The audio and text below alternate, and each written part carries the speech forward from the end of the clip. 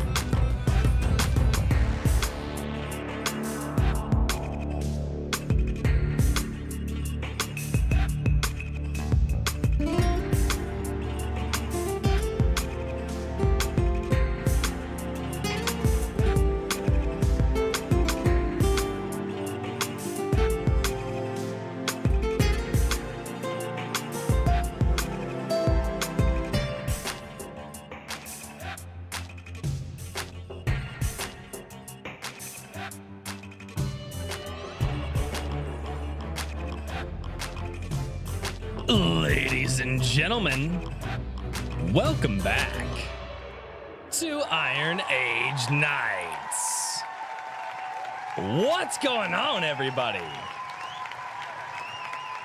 Oh, good Lord, we made it through another week. Ladies and gentlemen, how are you doing? Howdy, howdy. Hello.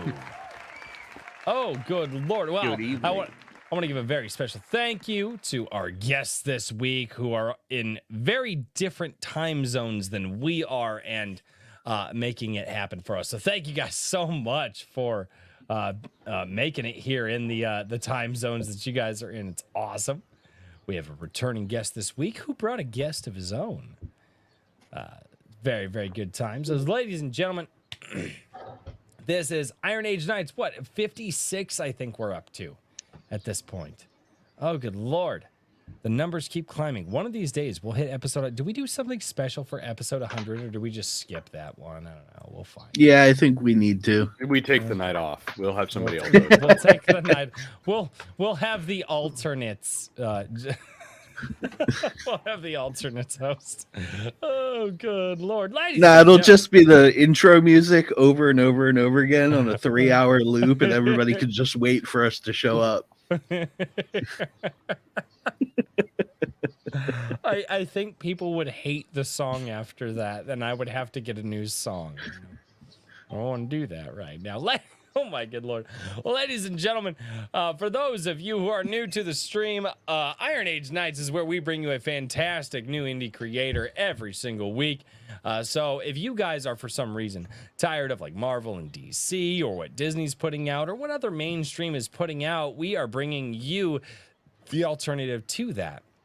And hopefully you guys have a fantastic time learning about our guest and checking out the world that they are creating. And tonight we actually have a return guest. And I'm very, very excited to have Bonsart back on the show. He always classes the place up a little bit. He always dresses to impress. And it's awesome to have him back. But before we get into all of that, it's time to say hello to all of you in the chat. Over on Rumble, we've got Garhump. What's going on, man? We've got Chatsu over there as well. And Skunk's Workshop dropped a couple of members chats. He says, hell yeah, I love Bonsart. He says, ladies and gentlemen, welcome back. It's awesome to have you over there, Skunks. Awesome. My lovely wife, 20 hours. 20 hours early. She says 20 hours early. Well, you've all lost the game. Till next time. Good God. Oh. Horizon Talker, what's going on, man? Mage Leader, it's awesome to see you down there. Silent Unzine, what's going on? Faith, Thomas, hello, how are you doing? Megatonic Audio, what's going on? The Ultimate Kahuna, how are you doing? Periopsis Press. We got Frederick Greenmont down in the chat. Garham, double dipping. Hello. Tim Allen, what's going on? Not doing the goat thing. Not doing the goat. Yeah, no, the goat thing might have to get on hold for a little while. That was actually going to be a thing, and then, yeah, never mind. That's a story. Evely Music, what's going on, man? It's awesome to see you. A.S. Bruner, how are you doing? Jeff Potts. Jeff Potts, also known as The Hedge. Hello, Hedge. Silent Unseen. What's going on, man? Resonant One, how are you doing? The chat just jumped on me. That's not good. Oh, good Lord. I've got to find where I'm. Nate. Just Nate. That's he says the mead. Nate, how are you doing? What's going on? Whimsyland. Daniel, how many times do I have to tell you don't fraternize with the chat? I'm not going to listen to you. Yeah, that's true. You never do. JVP Music, what up, man? We got Caffeinated Wolf down in the chat. How are you doing, man? Wrangler, what's going on, man? Herman P. Hunter, the Lore Forge. Oh, okay. He switched to his other account. He's no longer Jeff Potts anymore. Now he's Hedgepot. He is Hedgepot. Hedgepot. All right. And I think I got up with everybody in the chat so far. And a few people in the chat have reminded me so far that, ladies and gentlemen, if you guys would do me a favor, oh, hey, everybody. Ram. One of the guys has been here for a while. What's going on, Ram? It's awesome to see you. If you guys would do me the fantastic favor of being like Nemo. You go, Nemo, that movie from the early... Yes, that movie from the early 2000s. I know, it's an old joke, but... If you guys would be like Nemo for me and touch that the button, the like button. Be like Nemo, ladies and gentlemen, and touch that the button, the like button. For me, because it tells YouTube and it tells Rumble that you guys enjoyed this stream over here, and it is going to be absolutely fantastic if you guys would do that, because it will bring more people into the show. So, Resonant One, the sub, but that's the Resonant One. We're not going to get into that. That's a different butt. But ladies and gentlemen, that's a 3-drink conversation. That's just 3, huh? Okay. I was going to say, boy, that's just 3. Wow, you're a lightweight. Okay. Daniel's a cheap date, it sounds like to me, but yeah, right. I'm over here drinking whiskey. Shush. 3 drinks is good. Oh God. God forbid the not day a pansy on beer. No. I drink scotch like I drink beer, 12 ounces at a time. It's a very different effect. Hence 3 drinks. Yeah. No, you get about a drink and a half off of 16 ounces of scotch, and you're pretty hosed. It's I've been there before. When Irish eyes are smiling. Oh God. The Ultimate Kahuna for $5 over on YouTube.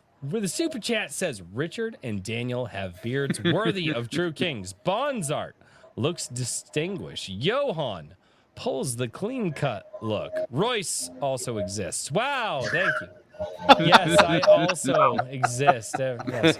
I will say this though, our guests are looking dapper. Quite dapper, so that's awesome. MSK Content Entertainment. Has Bonsart ever dated a black woman? Oh God. For $2.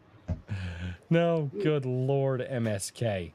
I don't know. Bonsart, have you ever dated a black woman? I have not. No. Okay, I have also not. Bonsart, it's early in the morning there. Yes, it's 3 a.m. Yes. What are you drinking? We call it. It's called Golden Draak. It's Belgian beer. You're drinking beer at 3 a.m. in the morning? I need to keep saying somehow. yeah, I was gonna say he has to deal with us, so you know. Sir, you're a champ. I love you. What? Never mind. Anyway, never mind. It's the only way to keep up on this show. I know, right? All right. Well, ladies and gentlemen, it is time to catch up with my fantastic co-hosts for the week, and then we're going to introduce. I'll probably jump over to Bonsart and have him introduce his special guest, and then we're going to get into what they have been working on lately. So, ladies and gentlemen, without any further ado, it's time to introduce the man who's of the Iron Age, who is doing his best to highlight a bunch of fantastic new creators. Ladies and gentlemen, Richard from IronAge.media. What's going on, man? Man, lots and lots of things. So this Tuesday coming up, we're going to have issue number 3 of Anvil going into pre-order. I don't know if I'm going to have it up on Fund My Comic in time, just because I've had a little bit of delay in getting that side of things prepped. But we will. It will be available for pre-order through AnvilMagazine.com. That'll be the cheapest place to get it. And then I'm also going to be running campaigns on Indiegogo and Fund My Comic as well, if you'd like to use those storefronts. The other, also, while I'm talking about Anvil, I should say that Johan here actually has some artwork that's going to be in there for Mr. John A. Douglas's story, Valiant Storm. So you guys will get to see a little bit of a sneak peek at that this Tuesday, and that'll be coming together very nicely. And that's awesome. Okay. yeah, the other big project that is coming out now, it just was finally announced today, was the Tempered Record or Tempered Records EP First Strike, which is a collaboration led by Jacob Kalta with JVP Music, Evely Music, AC Pritchard, and Chill Kid. So we are going to have 5 different songs from each of the artists or each of the musicians there, and then a collaboration. So it's looking amazing. I know you guys are going to find some excellent tracks there, and it will be well worth your time. It'll be launching as a add-on for those, and then I'm also going to have a standalone pre-order through AnvilMagazine.com and possibly Fund My Comic. So there's going to be ways for you to get it. It'll be available for download, but the goal is to get enough pre-orders to do physical CDs. So That's awesome. I'm fairly committed. I'm like 99% sure we're gonna have a physical release. It's just, Dude. So I gotta say this. I have to say this, and it is one of the things that I have regretted in the last few months, but I just didn't have the time available. I wish I would not have backed out of that project, because I was originally on this project, but I just did not have the time, nor the recording chops to stay on this project. But I have a very strong feeling based off of the fact that I just bought a bunch of guitar picks that, although I may not be on this project, I will be working on my own music stuff in the near future, because you guys definitely made me jealous, and I'm just like, yeah, I need to do it. But dude, I'm very excited. I was in the first few meetings for this, talking with the guys. There's some amazing talent on this. And because I backed out, I can't tell you what's coming up, but I can tell you I know who's working on it. So I literally know who's working on it, and that's it. And I wish I wouldn't have backed out, because the goal with and I don't have the website set up yet, but Tempered Records is going to be kind of another branding that I pursue, and one of the goals with that is to keep doing these EPs that are essentially showcases for musicians, and not exactly an Anvil analog, because you can't mix totally different styles of music together on a single album and really not upset people. It's not quite as easy to just turn the page if you're not into something. So these are definitely going to be much more focused on particular styles. We definitely have a very strong metal vibe with First Strike, but the next one up, I think, will be a totally different style, and I think everybody's going to be really excited about that one too. So, but that depends on this doing well. So, if that goes, I'm gonna try and do one of these every 6 months. So it's big plans, Wicked. and lots of opportunities for people to collaborate if they want to. Oh, Game of Thrones. I shouldn't have backed out on that. But we did get some epic behind the scenes welding footage. Yeah, those guys. That's right. Because you guys started this project while I was in the middle of welding, of still putting together my smoker. Yeah. And they're like, all of a sudden they're like, I'd have my headphones in, and then all of a sudden they're like, oh my god, what is that noise? I was like, crap. So I'd have to hit mute because I was running an angle grinder. Yeah, you were real bad about muting, so I just muted you a lot. It was you come back, you start talking, and I'd be like, all right, I gotta unmute him now, I guess. Yeah, I will say this. No, I went out, I bought some new picks and stuff like that, and I will be getting back into the music and working on stuff. I gotta figure it out because I've never been good at production. I've always been good at songwriting and coming up with rhythm. But anyway, all of that aside, ladies and gentlemen, we have a man over here who will help your abused story. And abused story, what are you talking? So, okay, so here's the deal, guys. You guys all want to write stories. You want to put stuff down on the page. But the fact of the matter is that because life gets in the way and you guys are constantly putting your story on the back burner, right? So you're starving your story. You're putting it in the corner. It's cold, it's hungry, but life gets in the way and you go, God, I wish I could just pull my poor story out of the corner and give it some food. But when you can't do that, here's what you do. You go over to this man here who will feed your story, who will help you feed your story, who will help you learn to bring your story out of that cold corner that you have cast it into because you're trying to live life. And you hire this man to help you do that from whimsyland.org. Ladies and gentlemen, Mr. Daniel P. Riley. Sir, are you feeding stories this week and helping the peoples? I am feeding many stories this month, actually. Oh. Not just other people's, but my own for the month of November, because I'm always writing anyways, so NaNoWriMo doesn't mean anything to me. I decided I was going to challenge myself, and I am on day 10 of writing 2 books at once. Wow. Yes. Wow. 1 in the morning, 1 in the evening. So I give myself the rest of the day to work on everything else and reformat my brain towards the other project. It's been interesting. Other than that, as I announced earlier, sort of with a little teaser on Twix, I guess I can tell everybody on IAK because I love you guys. No homo. I've been, drinks, right? Yeah, at least not 4 drinks, 5 maybe. That we'll get a little handsy at that point. No.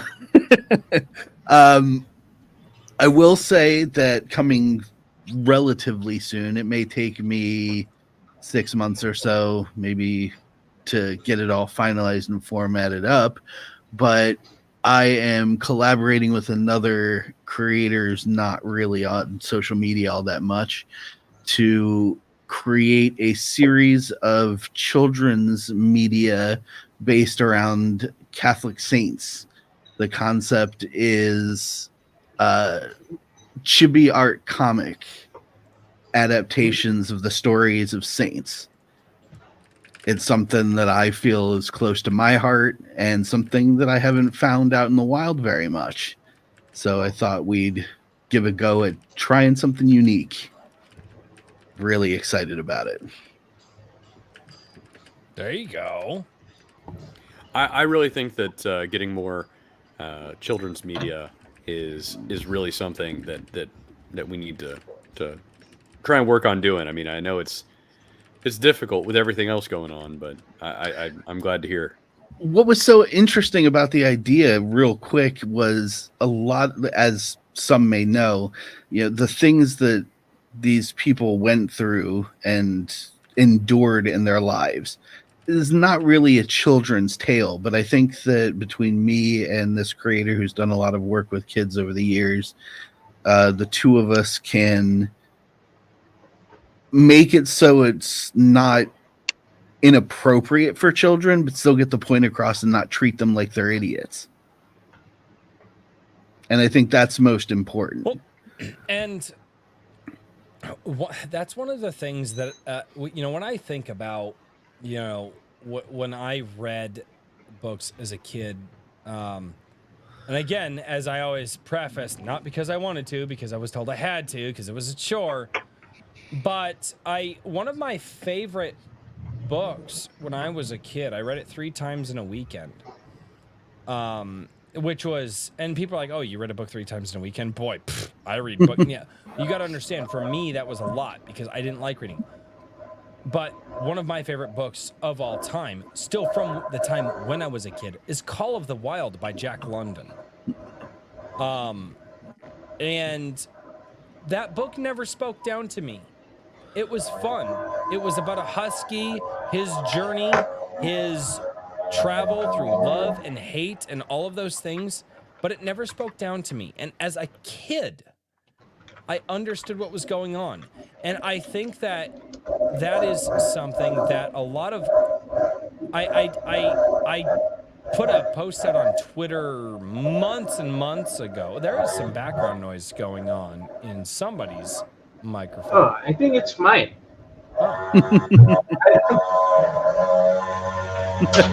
That sounds like construction noises. Yeah, indeed.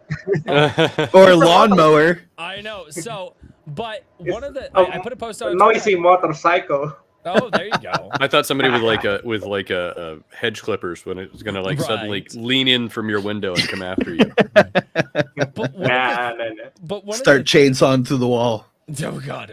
Yeah. So Definitely do I sounded cut like the that. stream at that point, or do we just let it play out? Like if somebody, but that was one of the things that I made mention that a lot of people need to start building more, and start writing more, all ages content, and and so many people heard kids content, and I said, but that's not what I said. I said all ages. I said stories that adults can read and they enjoy reading, that they can go, oh, wow, this is a really good book here. And they hand it to their niece or their nephew or whatever and say, you should read this. Yep. And it doesn't, and I'm not saying use kid language or use simplified language. I'm saying just write a good story that everyone can read. And there are so many people today who just didn't get that.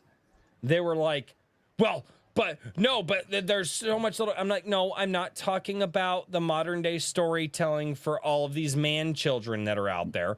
I'm talking about like the way that classic stories used to be written. I'm sorry, like as much as I don't like them, but like Mark Twain here in America, he wrote Tom Sawyer, Huck Finn. Adults could read those books and have a good enough time with them, and then give them to children as well, and they could still have a good enough time with them. I mean, An inspiration of mine. I don't like Twain. I'm not. I love Twain. I can't help it. He But is- this was actually inspired by an old series of books that were The Art of Books. So each one was about a concept and told through the lens of a famous person from history. The Art of Compassion, and would be like Mahatma Gandhi or something. But the art style was very kid friendly, but the writing inside was essentially a short shrift version of a biography done for kids to read so they could learn about these people. And I thought, what if we do sort of a half-page comic on each page showing them in some sort of action, the saint in some sort of action relevant to their personal story, and have the same thing in the bottom half of a more detailed but still appropriate for children explanation biographical text to read as well. So you can kind of hit, the same points, but if the child is more visual, they get the same information from the comic half as the reader would get from the text half. Interesting. No, I am down, and honestly, that's the whole reason that I'm doing what I do, is because I have 4 kids. I homeschool, and my goal is to find stories that, one, I can enjoy, and 2, I can give to my kids. Because here's the thing.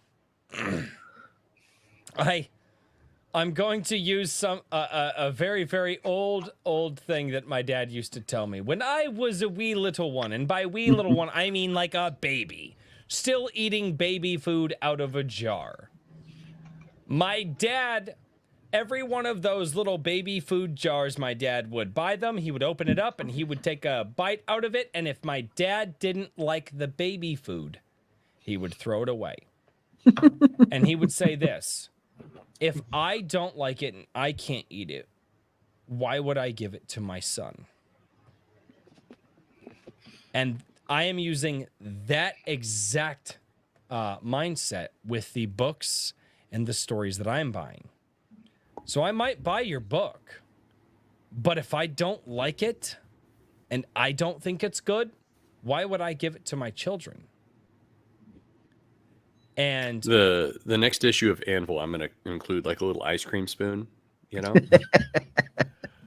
well, if I get it this time, I wanted the second one. Can I still buy the second one? From Yeah. Okay. You can buy everything at the except for Get the a- morale posters and stuff like that. No, that's fine. That's fine. But, Get a little pewter AnvilMagazine.com. Yeah, but does that make sense? I don't know. little Bonsart, pewter Johan, spoon that says Royce on it. Does that? I mean, you know, trying to get children into the worlds and things like that. I mean, I think that's a really big push that a lot of us feel. I mean, what do you guys think on that? Well, I mean, I think maybe we should also introduce our guests. I literally, I'm trying. He was trying to set up the I'm segue, trying Richard. to set up into that. All right, you know what? All right, give me a second. For $10 over on YouTube, Mage Leader for $10 says, I can't stay too long tonight. Have to work on my second novel. Hey, there you go. Attaboy. Well, I have time, but I wanted to drop in and show my support. Hail and good night. Awesome, man. Thank you so much. All right, now I'm gonna do the thing because Richard totally screwed it up. I was waiting, and then I was like, no, I'm just gonna step on it. Yeah, no, it's fine. It's fine. Ladies and gentlemen, returning guest and a man who does some fantastic work and pushes himself constantly, Mr. Bonsart Bockel of Radio Retrofuture, the Association of Ishtar. How are you doing, man? It's been a while. Yeah. Like half a year, I think. It's been quite a while. Well, it was just about the last daylight savings time change. Exactly. That's right. Yeah. Yep. That's right. Yeah.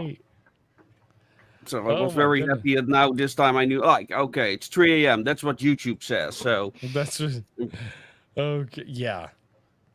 Oh my God. No, and it was funny because for some reason the link led me to episode 22, which was the last time I was on. So I was like, what? Wait, what's wrong here? Why is this happening? So it was very weird. That's strange. Okay, I've got to say this. So if you guys want to see the first time that Bonsart was on, I'm dropping the link for the ADWC replay channel where you guys can go and watch all of the old Iron Age Nights episodes. I wish I didn't have to move them over to a different channel, but you know, YouTube is weird. But man, you've got some stuff going on, and you also have you brought another guest with you, Bonsart. Who is this mysterious man that you brought with you? Well, Johan, please introduce yourself. Hello, I am an illustrator and also a comic artist. So yeah, I am working here with Bonsart here, and I've been doing the illustration for the Styx novels, and from the first project Bonsart did. What is that? The coloring book. Yeah. With this that art one. by Neutron War, but it also has art by art by Johan as well. Yeah. That's cool. I live in, as you know, I live in Indonesia. It's 9:30 in the morning here. So Oh, I'm so you're basically much a more different refreshed day than- than yours. Yeah, I was Yeah. gonna say you're much more refreshed than we are. Yeah, We've got a nice yeah, spread maybe. here all across the globe. Sorry, here. the lighting is horrible. Never apologize. Never apologize for that. I'm Yeah. glad that you're here. No, when Bonsart reached out, Okay. Yeah, I'm glad the to other be here. day, he was like, "Hey, And is I it think okay I've if met I?" with Rich. Yeah, Oh, go on. I think Go on. I've met with Richard too. We correspond each other, right? Yeah, yeah, In the email. yeah. Oh yeah, We've yeah, yeah. connected Nice there. to meet you. Now I can see. Yes, Now I can see exactly. your face. For Am I better the- or Nice to worse, meet there you. it is. Yeah.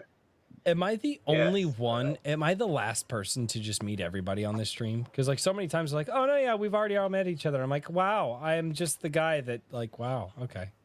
I just do the YouTube channel. That's all. Everybody else, you guys are all networking and making things happen, and here I am, just, you know, doing a YouTube channel. Being the So- Iron Age booty daddy. It's a hard life. Number 1 Iron Age booty daddy. Yep.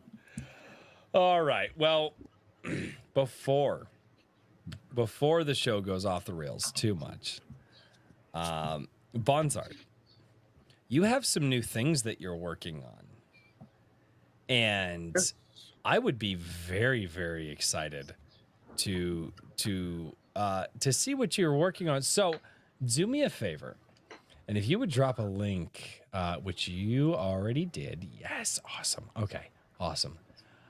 You've got a Kickstarter. Right. Yes. And I'm going to open up the Kickstarter real quick. And it looks like you got a trailer here too. We're going to play that trailer. And then I want you guys to talk about this because out of everybody that we have had on the show, you're the only one who is doing something that is more steampunk inspired. I don't actually think we've had another steampunk creator on the show. Out of the last year that we have done, I think you're the only one. And that makes it very special. And I want to touch base with you, but I want to ask you I want to ask you a question after we watch this trailer. Okay. So let's get into this, ladies and gentlemen. Let's watch the trailer from Bonsart's Kickstarter. All right, here we go.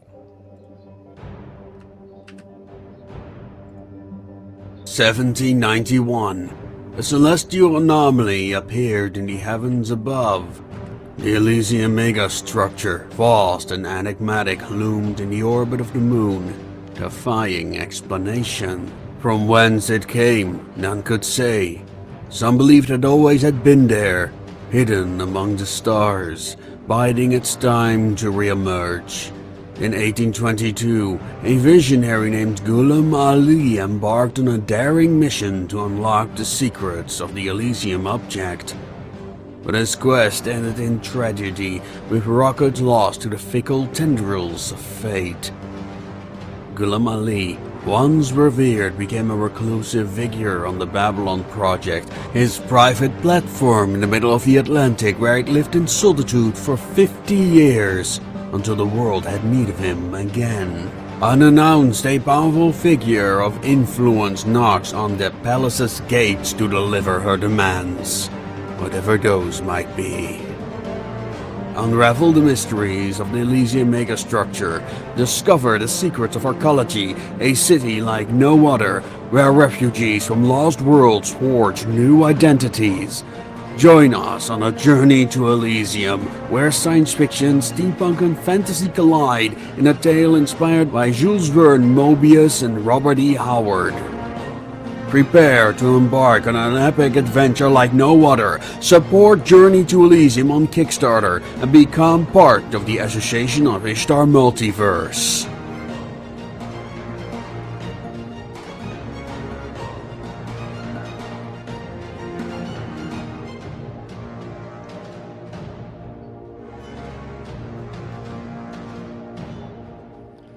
All right.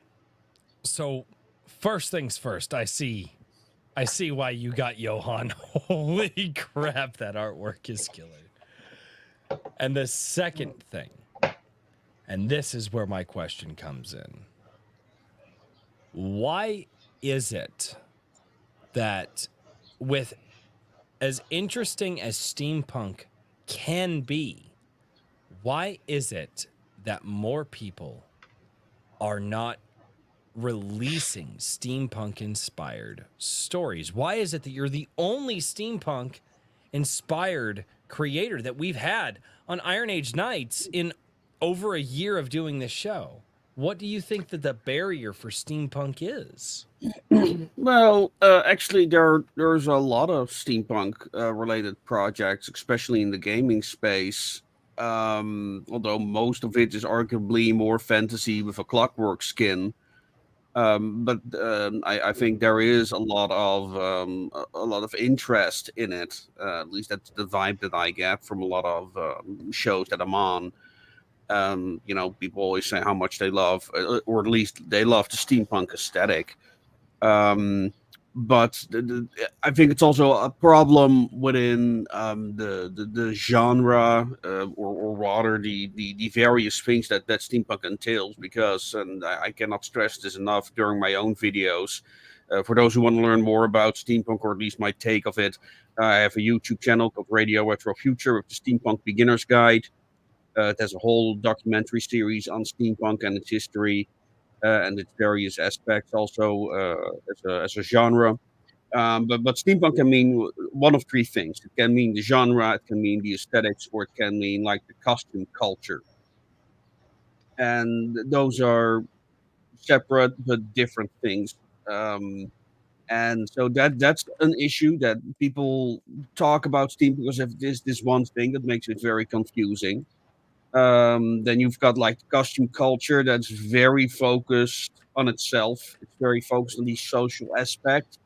I notice in particular the English costume culture is very oriented on their own social cliques, and there is very little interaction worldwide. I mean, yeah, it's kind of a worldwide movement, but everyone is on their own island, so there's very collaboration from within that sphere. And genre-wise, it's a very particular genre because where steampunk authors get their inspiration from is so varied. I mean, yeah, often it's history, often it's science fiction. And that's what is, for me, science fiction is cyberpunk in the past. And yeah, it's very, yeah, they're all very Einzelgangers. They're all people doing their own thing. They're not really focused on big things. But among steampunk inspired authors, there are a lot of bestsellers. I'm not one of them yet, but Yes. unfortunately. Yet. But yeah, I'm working on it. And and not finally, only are you working on just authoring, but if I remember correctly, and I may not, and if I don't remember, let me know. But you're not just writing the books or now doing a comic. You're also doing tabletop as well. And you're one of the few, and there have been a few people that we've had on the show, but you're one of the few that you're doing a multimedia franchise. You're doing books and tabletop and now a comic, and all of this can tie together so people who really want to just lose themselves in what you're doing can lose themselves in multiple different ways. I mean, and the amount of different mediums that you're working in is fairly extensive. Did I touch on all of them? Tabletop, novels, comics? Well, no, you were doing miniatures as well. Were you doing miniature figurines as well? Yes. A matter of fact, if you go to the shit. Kickstarter, we offer the STLs now, so you can get the STLs. The bookends are like €10 per pair, and then you can print them at any size that you want. And I remember that you had interest in that, Royce. Mhm. And we also have 4 different miniatures at the moment. And so these are characters from the books, from the novels. We did not get enough followers to justify investing in new miniatures, but I hope to get more of them out there in the future as well. But we need to, that's why we're doing the Kickstarter, to make things like that happen. So it's focused on the comic right now, on issue number 1 of Journey to Elysium. It's kind of a prequel, as it is very early in the timeline of the Association of Ishtar universe. The events here are mentioned in some of the novels, but I forgot where I was going with that. But there are various tiers that include like the digital STLs. We've got a coloring book, which was my first Kickstarter. It was me learning how to commission art, and it contains art from people familiar to the show as well, like Neutron Boar. And in the final week, speaking of Tales for All Ages, we'll also have a surprise book launch, Enwin, which is about a doll coming to life. And Nope, I'm out. Nope, dolls coming to life. Nope, I just. All she's ages, the but most then you get all adorable picky, I creepy tell thing you. that walks around. What'd you say? She's the most adorable, creepy thing that walks around. Nope, adorable, creepy. No. I already have, sir. I have 3 daughters, and all of them are into creepy stuff. So I already have adorable, creepy things walking around. Nope, don't do. Tim Allen says Royce fears Chucky. When I was a kid, I didn't sleep for 3 months after the first time I saw that movie. I was 7 years old the first time I saw Child's Play. I thought Chucky was going to pop out from under my bed and stab me. I literally waited on my bed with a stick many, many nights in a row until I couldn't stay awake anymore. I was... No, come Nope, on. I don't. Evan only has a taser. There's nothing creepy about that. The taser! Oh, good! Oh, good! So now I... You know what? At least I'm adult. I can sleep with my AR now, so I'll just be waiting for your creepy dolls to show up and... Nope. Taser you. Nope. They ain't gonna taser me. I'm gonna shoot the hell out of them creepy dolls. I don't do creepy dolls. I just. Why would you do that to me, Bonsart? Why? Because he's adorable. But no, that became because Enwin also appears in both novels as well, and people really enjoy the relationship that the character Agrain has with that doll. But Agrain grows up during the books, so I could not have her walking around with a toy. So then I made a story about her having to take care of this doll that has come to life and has to learn everything. So it's also kind of like coming of age story, or becoming an adult story in some ways. And that's people cool. really enjoyed it. Even people who are completely new to the series. So True.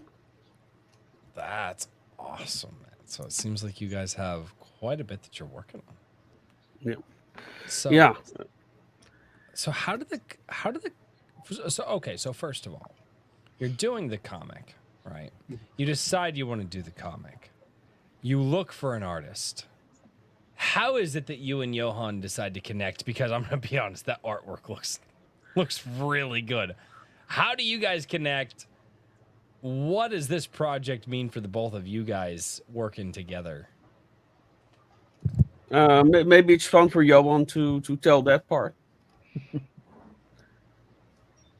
At that time, Bonsart, I'm posting my art from in Defiant Arts, in the Defiant Art Forum, and at that time, Bonsart was searching for an an illustrator to do steampunk, and at the same time, I was actually exploring the steampunk art too. Ooh. Yeah, so like that. So we connected just like that, because I was Kismet. yeah. Yeah, on DeviantArt, I posted Yeah. an article like, "Oh, I want to do this coloring book project. I want to connect with various artists. I want Yeah, to have yeah, various it's artists coloring book. in represented in that work." And then I came across Johan responded, and he was already working on his own steampunk thing, which is set in the Dutch Indies. And to me, it Yeah, yeah. was kind of like, oh wow, that sounds a little bit too good to be true. Because my family's also from the Dutch Indies, Oh, so yeah. So we that's often cool. talk about that history as well, and yeah, and then there were also things that I really wanted to do. Let me see if I can find it in this version real quick. I don't know. Is it here? Is it not here? No, apparently it's missing from this. This is an early print. But yeah, there is one illustration is that of a Garuda, which is kind of like a creature from, well, mostly Yeah, East Asian mythology. Um, but yeah, so it was kind of like too good to be true. And Johan is also very productive. Like, he's a beast when it comes to the amount of art that he makes as well. So it's someone I can keep commissioning from, because so many illustrators ghost you after one commission. It's yeah, a shame, That's but sorry, I didn't mean to laugh. Just the way that you said that. Just he's like, no, no, no, no. The guy actually performs, so I can keep paying him to perform. Imagine that. Imagine that. Yeah. what a Come on, what a I concept! A guy who actually does the thing that makes you want to keep paying him. Oh yeah, it's incredibly That's hard to normal. find artists like that. It really is. I mean, it sounds logical, that if somebody wants to pay for your services, that you keep working for the guy, but that's unfortunately not how it works. No, Unfortunately, it's not, and it. I've been really lucky then. Oh, dude, the horror stories I have, and I've heard horror stories behind the scenes of people trying to work with artists, and like artists wanting money up front and people paying for it, and people getting things back that were not good. Oh yeah. I've seen a few of them, and I'm like, they charged you how, and it sets creators back with the story that they want to tell. I might anger like an entire community of artists, but seriously, if you've never worked with a person before, you do not pay people up front. no, you shouldn't. No. Really shouldn't. No, that, and I would say the absolute most is half up front. If you have that good instinct about them, sure, you can compromise with that. Nope, it is, but yeah, the artist community is flaky, to say the least. And what's so cool about guys like yourselves coming on the show is we get to show off to the rest of the community, making their own books, making their own comics. Hey guys, these are people who actually do the work. They put the time in. They're reliable. Oh, and by the way, go talk to them if you need something done. That's what's so cool about this, is because Bonsart, Johan, I love that you guys are on the show, but here's the cool part. You guys did all the work. You guys already did all the work to find each other, to prove that you guys are doing the work. And now all I have to do is just tell people to look at what you're doing. It's amazing. I love my format that I have here. But in a way, it's rare. It's so rare. Out of the hundreds and thousands of people who are trying to find people to work with, getting somebody who actually produces is a rare commodity. And we here on this show have been really, really lucky to meet the people who are producing. Like, I think that that's one thing that I don't know how we've been that lucky. I don't know if we just vet people well enough or what, but out of all of the people that we've had on this show, everyone's producing. Everyone is pushing. Everyone is creating and really building that infrastructure for themselves. So for the both of you, because Johan building that backlog, that catalog for his artwork, and Bonsart, you building that world that you're working on, and your books and the miniatures and all of that.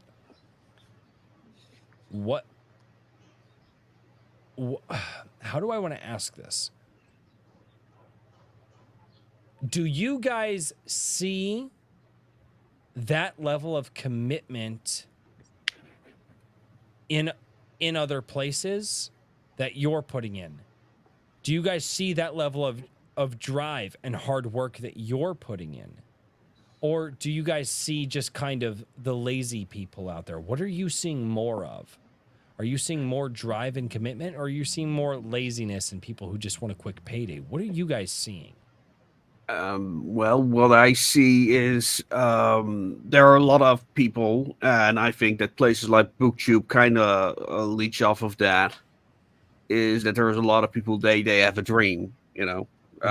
They want to write, like they want to be the next J.J.R. Martin, and then they like pen up all these papers and they write their outlines, but nothing really comes to it, because when it comes to writing, it's a lot of work. It's a lot of work to craft a sentence. It's a lot of work to actually sit down, take the time, go over, like, is this a sentence that my readers can imagine in their heads as they read it? And that's a thing. And like places like BookTube, like they love talking about things like the hero's journey, because you know that's easy, and it gives I guess people kind of like this fantasy that they can work toward. Like if they understand the theory, they can write the best work ever possible. I don't agree. A matter of fact, right now, people who back my project, they get access to now they're actually more like PowerPoint presentations, but they're about how to write a sentence. That's not very sexy YouTube content. No. That is not the thing that people want to talk about when they're talking about writing. They want to talk about writing the next Game of Thrones, but no, your world building. And I will be on Frequency Studios next week, I think, Awesome. if I recall correctly, with Lord Otter. So we'll probably talk about that again. But you know, it's about like writing sentences. That's where my world building comes from. Is from crafting the sentences and okay, what are my characters interacting with now?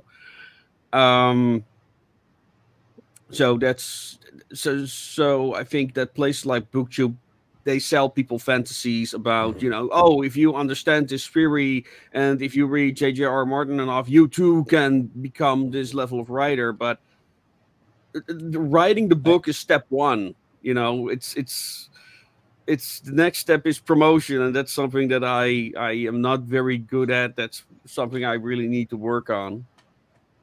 You know, that's why I'm here, and yeah. And you touched on something there that I hope I remember in a minute. But Johan, the same question to you. In the community that you're in, which is illustrating, are you seeing drive and are you seeing people who have passion and drive more? Or are you seeing people who are just kind of lazy and they want a quick payday? Like, what are you seeing in that world? In my community, the art community in in my environment at least, because it's mostly passionate, I think. Yeah, because especially in comic artist community, because in Indonesia, the comic industry is practically none. It's almost zero, and we are the comic artists living in Indonesia are trying to build. So we are maybe basically fighters. Maybe. So you're laying. So you're Iron laying the Age groundwork. Indonesia. So you guys are Yeah. laying the groundwork. You are literally building the foundation of the comic community in Indonesia. Yes. That's awesome. Yeah, the indie comic. Fantastic. Yeah. Because in Indonesia there was a comic industry until 80s and 90s when the mangas come in. So we are practically the Indonesian comic industry was practically dead. So now when technology and printing technology has evolved, so there is some sparks, maybe there is some movement that the indie comics are trying to create, as you said. Yeah. To create more. So that's and what's so interesting, again, we talked about having we have people from several corners of the globe on today, and it's really cool to hear that in Indonesia the comic creator community is putting in a lot of hard work and is trying to build that foundation over there, because at least I don't know if you know this, but America is full of bratty snobs who've never had to work for any. I don't know if you've heard that before, but Americans are kind of lazy. And they kind of think that things should just be given to them. I'm not sure if you've heard that before, but yeah, Americans. All right, I'm just gonna say it. Most Americans don't deserve what they have, and they deserve even less than what they do have. Shut up, Richard. I'm talking about you. Anyway. No, I'm not talking about Richard. Actually, Richard and Daniel. The reason that I have these guys on the show, and why I want to work with them, is because Richard and Daniel are two people who are constantly pushing themselves above and beyond, and constantly pushing themselves to reach new heights. And I do my best to try to surround myself with people who make me feel like I'm the lazy guy, right? I see what Richard and Daniel are doing. I see what Bonsart's doing. Johan, first time that I've met you, but I feel like you fall in this category as well, is that I do my best to surround myself with people who make me feel like I'm falling behind. Like, as hard as I work and do what I do with my day job and being a dad and a husband, and then running the YouTube channel and trying to do YouTube videos and trying to read new books and all the comic stuff, I see Bonsart coming up with a multimedia franchise that he's doing. I see Daniel working with 5 or 6 or 7 different people every month to help write and create new stories, as well as write his own. I see Richard doing gathering people over to his website and putting out prompts to test writers, and then on top of that, also bringing various different creators together in one in one book, and now in one EP for music. And I see these guys pushing the envelope, and I see them connecting and really reaching for that next step, for that next thing that is going to propel what they're doing above and beyond. And when I see all of that, the one question that I come back to is, where does that all start? Where does that begin? Where is that thing inside of you that pushes you to want to lay that foundation? And so, Johan, I will ask you this, because I think I've asked Bonsart this before on the show, but Johan, you are new. So I want to ask you, your journey in Indonesia, making comics and trying to lay that foundation, where does that begin with you? Are you a little boy? Are you a teenager? Are you a young man? Where does your journey in illustration begin? Maybe it's from, of course, everybody, every artist will have an experience when they were a kid, they were children. So it's the time when they they has a they had a passion to explore the arts, So same with me. So I draw from little kid, and I also, but yeah, I grew up in the when the comic industry is not so well. So I I I went to the other field. I trained in architecture actually. So it's not graphic design or illustration. So I trained in architecture. Oh, But wow. while I was there, the funny thing is, I met people who had passions in comic as well. You know. That's So interesting. yeah, so my friend who was with me in my college in my academy, so he is now taking a doctorate study in Australia about comics. So yeah, What? yeah, my friend. That's great. I've never even heard of that. That's crazy. Yeah. So the passion is always here. So yeah, whatever condition you are in, but the passion is always there in you. So especially when the COVID came, uh, before the COVID, actually, I didn't work in comics anymore. I tried to help my family business in furniture making and interior design. So when the COVID attacked, so when everything goes went silent, so I started I started going to comics again. So what I maybe it's a long road for me, but I think when I feel like I can myself say that I am a comic creator maybe from yeah it's been 3 years I think. Yeah, it's been three Yeah, I years think when you were I working on Jacka Mechanic. I think you were yeah just starting working on it when we met for the first yeah time. Yeah, it's my comic. yeah. Yeah, So it's my steampunk project set in Indonesia. Then it was not Indonesia, but it was Dutch Indies. So I actually That's very really good. I feel very lucky to meet with Bonsart because I can ask him about the Dutch culture, about the especially the Dutch the Netherlands, the Dutch language. yeah, So I Radio asked him, Kootwijk. Yeah, yeah, yeah. Well, So one of the that's things. Oh, go ahead. Go yeah, ahead, yeah. Don. So Radio Kootwijk is something that we want to reference in the future.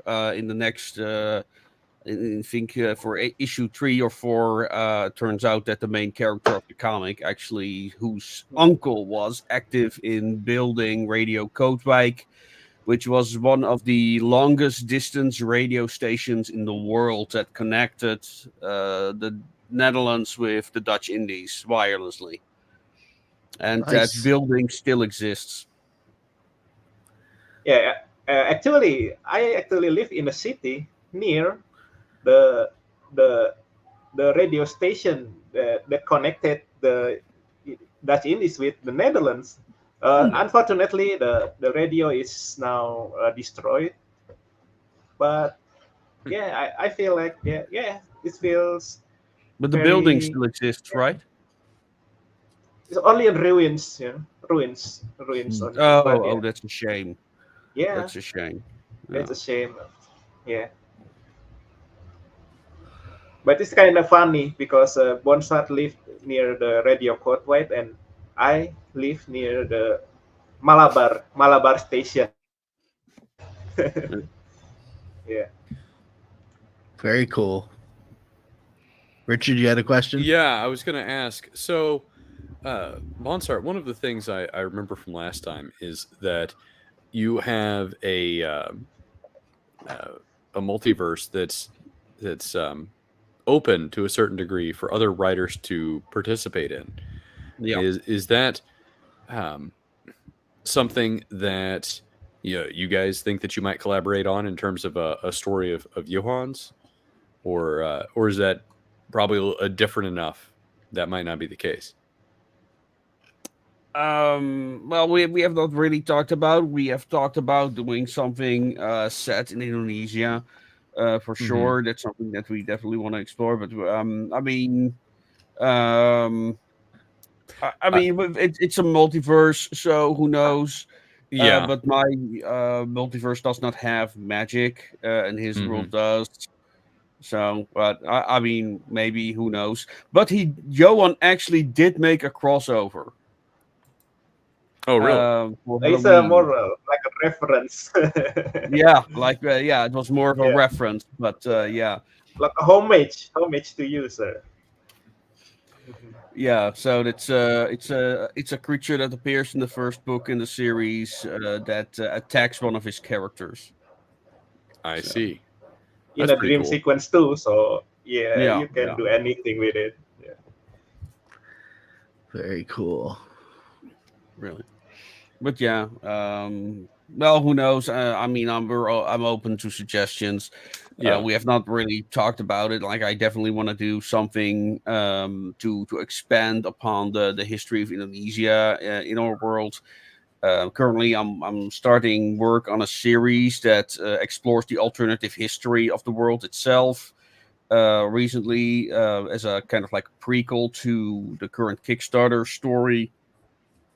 I explored the history of India in my world because it's heavily related to space travel in this setting. It's the character from this is, by the way, one of the special editions that we offer. We have 4 variant covers, so go check those out. Yeah, the main character, the guy who invented the first space rocket, is from Indian descent, from Mysore to be exact. And we have him here on the C variant cover, which is inspired by the Victorian penny dreadfuls. I love this one. Yeah, so there's actually the whole history behind how that came to be, and I want to explore in various videos how how various aspects of the world work, how particular factions came into existence. And I take my inspiration from various other creators. This is based on the cover from Storm. For those who are familiar with bande dessinée comics, so yeah, there's a lot of references to bande dessinée in this series. Beautiful work. Beautiful work. Oh yes. Yes, Don't I'm buy- very proud don't on how buy- the special editions turned out. The special man. editions are also bigger than the standard version. Just a moment, everything is collapsing. So this is the basic version. I think it's $15 on the Kickstarter. There's also a €5 digital version. And this one also, the special edition is bigger. It also has more content, like this amazing drawing of a bande dessinée. Basically means French comics. That's Yeah. what it means. But it also contains a lot of the lore. It has more art in there of the airborne dragoons and how they operate. And also some of the sketchworks, which I just adore. It turned out way better than I expected it would. Yeah, those are fantastic. Looks Yeah. sharp. Did you have you gotten any more collaborators, like people that have been looking to write in your multiverse since last time we talked about it? Though a lot of people talked about it. I know some people have started working on stuff, but so far I only have one submission by Mark Brandon, a very good steampunk author, and I actually included his story in last week's freebies every weekend. So tomorrow I'm gonna be posting free content for the people who already back it. So the sooner you back this Kickstarter, the more content you'll get out of it. Yeah. Right on. That's good though. As long as you got people coming in. Mm-hmm. Well, and I don't think this is your first Kickstarter campaign. No, this is our first one. Yeah, This is your first one. third. Third. So, being that it's your third, what is it like to?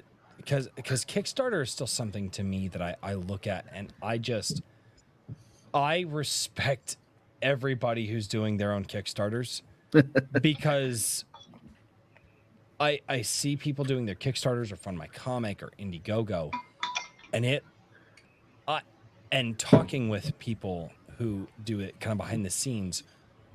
What kind of chaos is that? It just seems like so much that it's because everybody's like, oh, like on my end, it's like, oh, I'm just gonna give here's the money and then I'll get the thing. But I talk with, there are so many people out there that I'm like, man, if I back this, that person is literally gonna go through hell just to get me the thing that I backed. On my side. So what all goes into the Kickstarter, not just the promotion side of it, which seems to be, from what I've seen, the second hardest part, but the fulfillment side of it. How crazy has that been for you? Well, I know that Richard and I both use Critical Blast. So that's Those are great folks. Yeah. Yeah. So that he has helped me a lot with all kinds of things. So having a distributor, which is also very important because if you are an American and you have to fulfill pledges in Europe, all your pledges will have to pay extra because of our wonderful European Union. Mhm. So that's why I also stated in the trailer that I ship for Europe. I ship myself, so you don't have that problem. And within US, it's also shipped separately. What I basically now just have to do is the stuff that I cannot have printed in the United States, I send from here in one go, and then I hope it arrives in an okay situation. The first time that did not happen, all the coloring book got damaged, so I had to get them reprinted. Fortunately, I have somebody who was selling books for me, physical copies as well, so he's offering them at a high discount, so the money isn't entirely wasted for the time being. But still, yeah. I mean, connections, man. Networking is so important.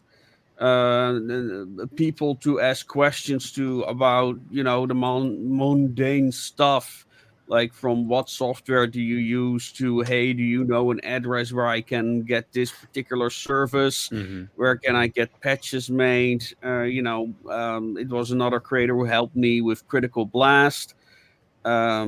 So it's very important to have any form of network. One thing that I learned is that writing is something you don't do alone. I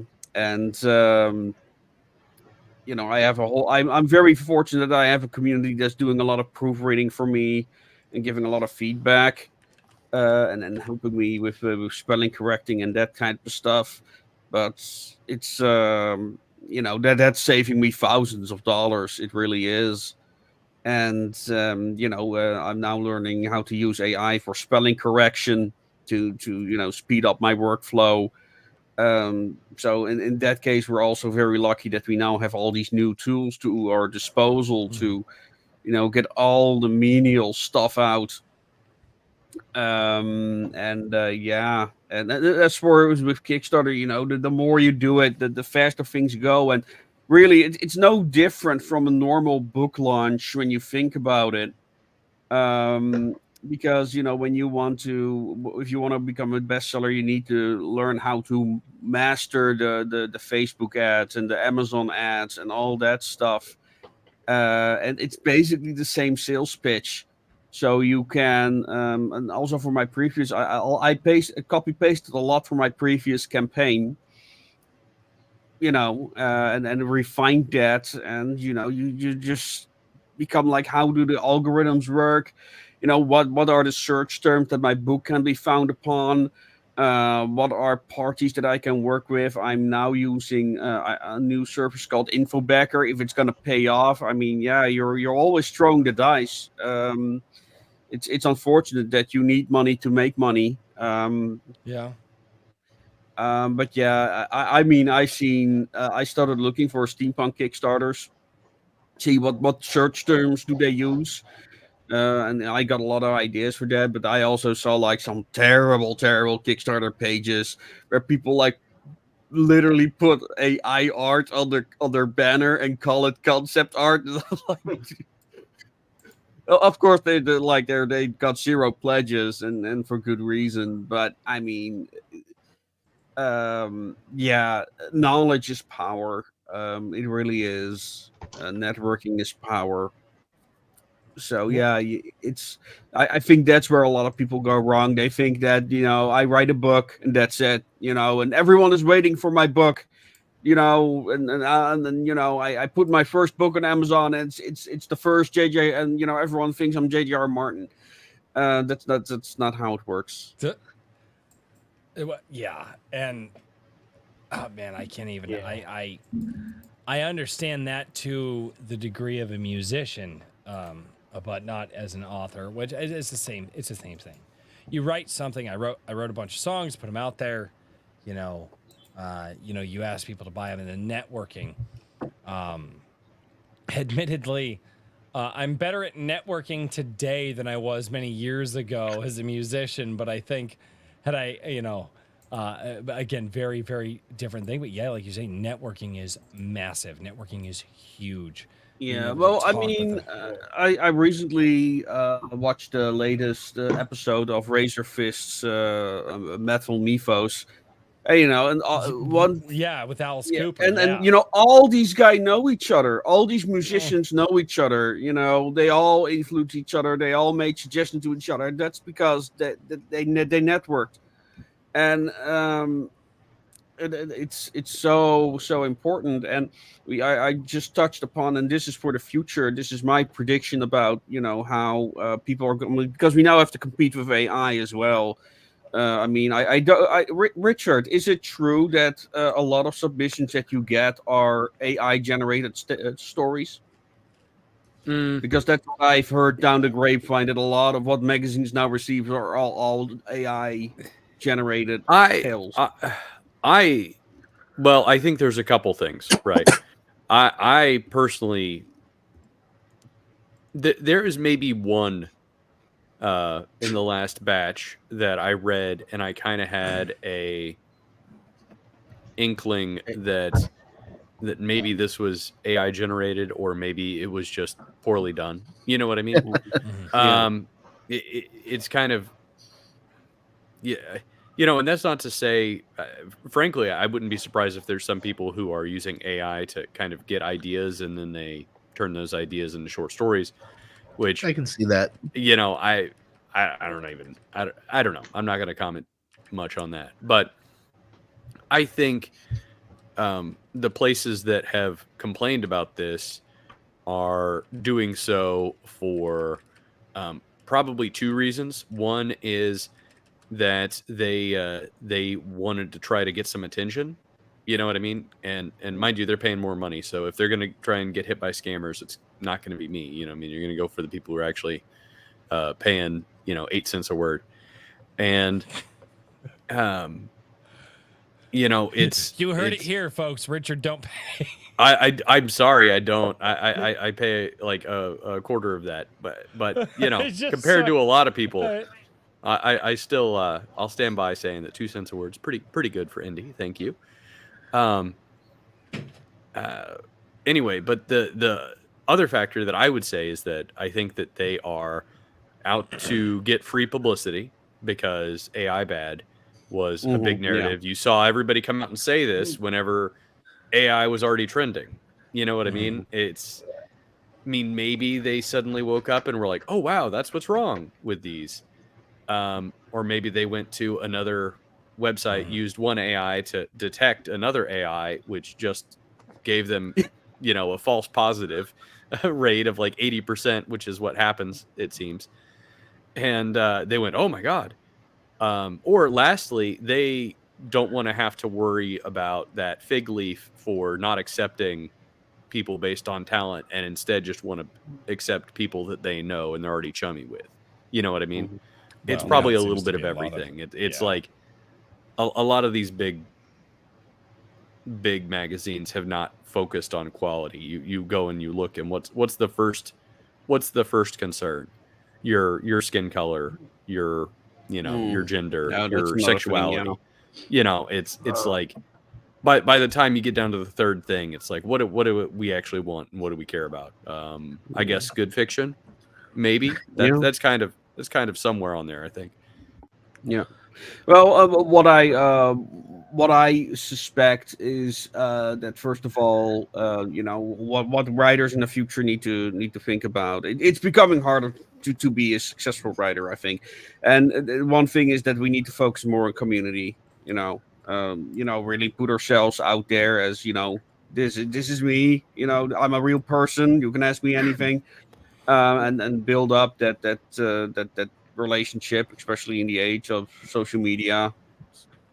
Well, yeah, But and another I agree with thing, you for sure. And I think yeah. also part of that is not just the hey, I'm not AI factor. But I think also some of it is that in this age of everything electronic, that people are always searching for connections, a little bit of humanity on the other side of the screen.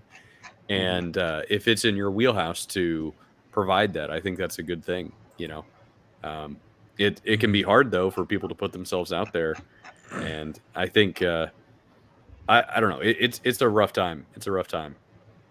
That So and that is No, I mean it's easier. It's easier to compete. It's harder than ever to compete at the same time. yeah, it's Yeah. easier to start the game. It's easier to It's- play the game. It's harder to win, I would say. yeah, Yeah. it's no, and that's 100% true. It's I mean,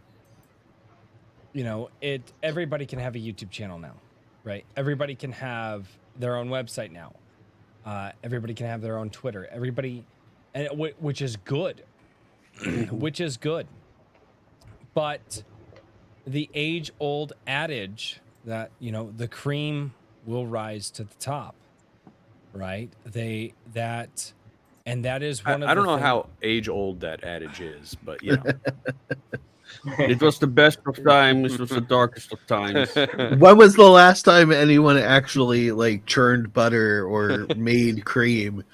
Yeah. we do it in my house like multiple times a year. What are you people anyway? It's not that hard. Anyway, a little bit of salt, some heavy cream. You never mind. And a whole lot of this motion? No, actually. Just fucking around. God, fucking. he's at 2 3/4 drinks at the moment, so be careful. Yeah, So, what I but- suspect with the AI thing and where writers should focus more on, because and this is an overall problem with Hollywood, and I've got a lot from people who work in Hollywood who agree with me on this, is that Hollywood does not know how to write high concept anymore. That's why they fucked up Star Trek. That's why they fucked up a lot of things. And I think that's also something that AI cannot do. So I think that's something that writers should be looking into more. Is high concept, and that's something that's it's poorly explained. I mean, there are very few booktubers who talk about high concept. Because everyone's all about the hero's journey because it's simple, it's it's easily explained, and and high concept is often talked about. Well, it's simply a story with a what if premise, Well, right? Part of my issue with leaning on high concept is that it's misaligned with current culture, and you Yes. have to decide what your goal is. Is your goal to sell books, or is your goal to create a classic? If your goal is to create a classic, high concept is a great way to do that. It's fantastic in its design. But if your goal is to sell, people have short attention spans now. That's why the hero's journey is so effective. It's a simple format that everyone can follow. So if your goal is mass sales and become, like try to reach, Sanderson level money, then you want to play to the audience, which is keep it simple and make it interesting. High concept can be interesting, but it's never simple. It's often more complex. But the It idea depends on but execution. I can think. again execution, but can high concept be told in a simple way that the masses can gravitate I'm to? not And that maybe, but I haven't seen it yet. but Well, I mean, I think I recently watched what's it called again? For All Mankind, and that's not that hard to grasp. And that's a great example of a very simple premise, a very simple high concept premise. And I think the problem with a lot of high concept writers is they like, again, they're too focused on the big questions, so to speak, instead of starting with, and that's how I did my series, is just take a very small problem, and as you write the story, that small problem becomes this huge thing with all these various explorations. And I what I see is with a lot of writers, they want to, they're immediately thinking about like creating this bloody epic, and I think that's the problem. I think you should, the best way to start with high concept, just start small. And if you, and like, well, my first book, The Wrench in the Machine, is a great example of this, where I basically combined a number of those small problems into, well, this beast of a book. jeez. And that's the thing, because I then started combining all these simple ideas, but it became like, well, complex. And I think a lot of people, they want to start with something extremely complex with like magic systems, and I'm like, no, start with like a simple premise, like, oh, what if the Russians were first on the moon? There you go. Within the we would creator's just niche, nuke that the makes moon. sense. That's the Yeah. answer. But What if we're the also Rush- missing the point, by the way, because my point was No, no. not this. My point was, this is something that AI cannot do. That I agree. Well, yeah. AI and here's AI cannot do the exact same things that its creators cannot do. And as AI develops and it turns over into the hands of independent creators, and people are able to teach AI what they want it to do, eventually, the program will be able to do high concept, because someone out there, someone will figure out how to get AI to create that thing that they want it to do. It's going to take time, but eventually AI will be able to do that thing. But before we go down that rabbit hole, because the AI rabbit hole, oh my God, we went on an AI rabbit hole last year, and that was nuts. Before we go on that, Richard, good sir. Time to go, huh? Yeah, I've got to bail. I have a meeting after this that I'm going to briefly. So What the fuck? yeah, it's another little thing. Busy Friday. Yeah, hopefully next Friday you guys will know about it, and if not, then whoops. But anyway, until Andrew, then, are you still here? We need the NDA. Right. The main things that before I go, I just want to shout out again Tuesday, anvilmagazine.com. You can find, if you don't want to go through anvilmagazine.com, there will also be on Indiegogo, and shortly after, if not that same day, Fund My Comic. Will you be for able to issue find number it on 3. ironage.media? Will you be Yes, able and to find this information? ironage.media will have an article up about it. You can check it out there and whatnot. At the same time, we're also going to be launching the full lineup and full information for First Strike, a tempered record, the inaugural EP for this new series that we're wanting to do. I promise you guys are going to get a kick out of it. There's tons of talent there, and there's tons of talent in issue number 3 of Anvil. It just so much exciting stuff, including the lovely Johan down there. So you guys will have plenty to enjoy. So with that, I bid you all adieu and have a good All right. good rest of your weekend. Adios. Have a good Thank night, you. man. Yeah. Good Adios. night, Richard. Yeah. Bye. All right. And then there were 4. And then there were the 4 of us. So 3.5 because I'm lit. all right, so now that we've had plenty of the conversations this evening, let's get into the Kickstarter, guys. Let's go over to the Kickstarter. Tell us what's going on with that. What are you guys doing? Walk us through this Kickstarter campaign, and just tell the audience what you guys got going on over here. Oh, awesome. I see we just got a new backer. Thank you, new Yeah. backer. That's great. We had a bit of a setback this week because we had reached the first stretch goal. Unfortunately, somebody retracted our $100 pledge. I'm sure that person has good reasons. That's quite a commitment. Yes. It is. So yeah, we are still at this point 21 euro short of the first stretch goal. But I'm sure we're gonna make that. What we have? Well, it is for the first issue in the Journey to Elysium series. It's kind of like a prequel series to the Association of Ishtar overall. As you have seen in the trailer, it's about basically these astronauts going to this mysterious object that appeared in the sky, and hilarity ensues, shall we say. Now, the first issue is already done, so the moment that the Kickstarter closes, we can start shipping out. So, I love that. I think that is the key to the future of crowdfunding, in that it's gonna become less of a crowdfund and more of a pre-order culture. And That's what I'm doing.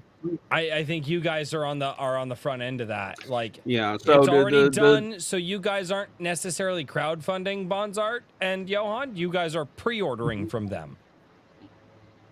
We're not allowed to call it that on Kickstarter. No, and that's fine. I respect But that. it's basically a storefront. That's how you gotta look at it. And we have all these special covers are Kickstarter exclusive.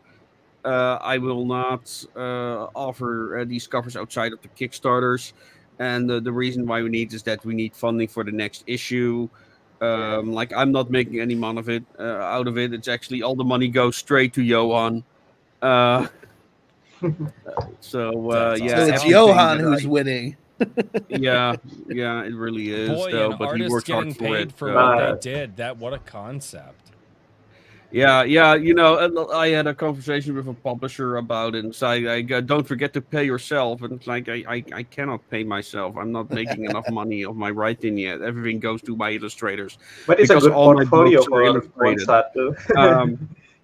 What was that, Johan? In the long run, maybe I get it. What Bonsart has done. In the long run, it will be beneficial for him. In the long run, Mm-hmm. I hope so. I think, It would be great if if I can make a living out of this, then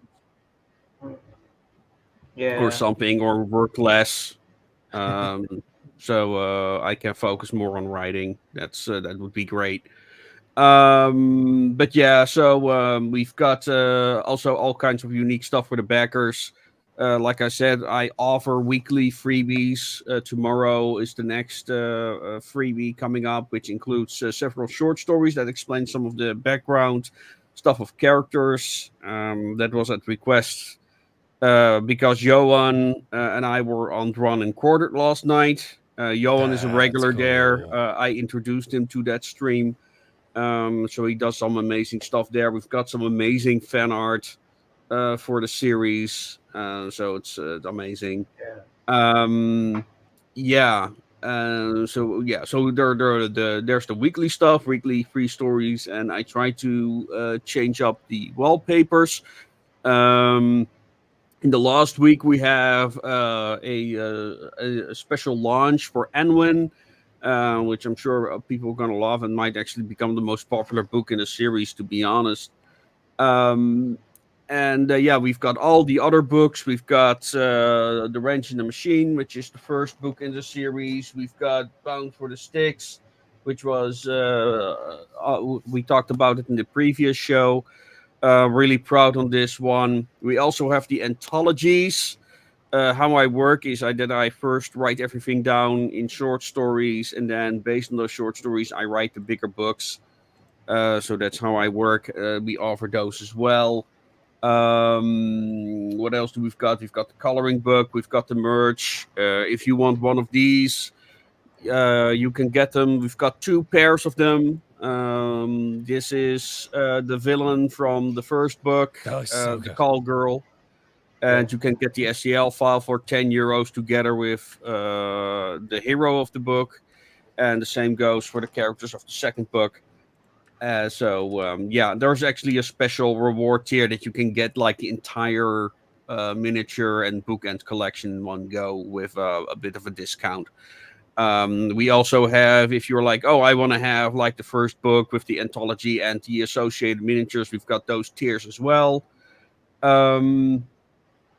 Yes, and Lord Otter, excited to write up my review for Anwen. Yes, I'm really looking forward to that. What else do we've got? We've got also the complete collection. You'll get all the books and comics. We've got one more mystery cover that Johan is working on. And I'm working. It already looks amazing.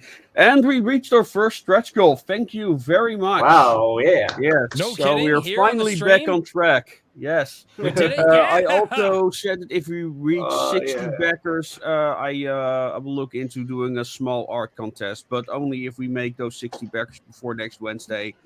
So then I can have announced the winner at the end of the Kickstarter. We don't get many stretch goals that are reached on the show. We're still it's still a very small show, but damn it, dude, I love hearing that. That's so fucking awesome. Yeah.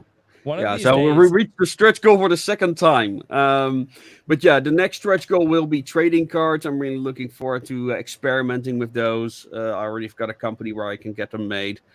So it would be nice to see to get some trading cards out of there. We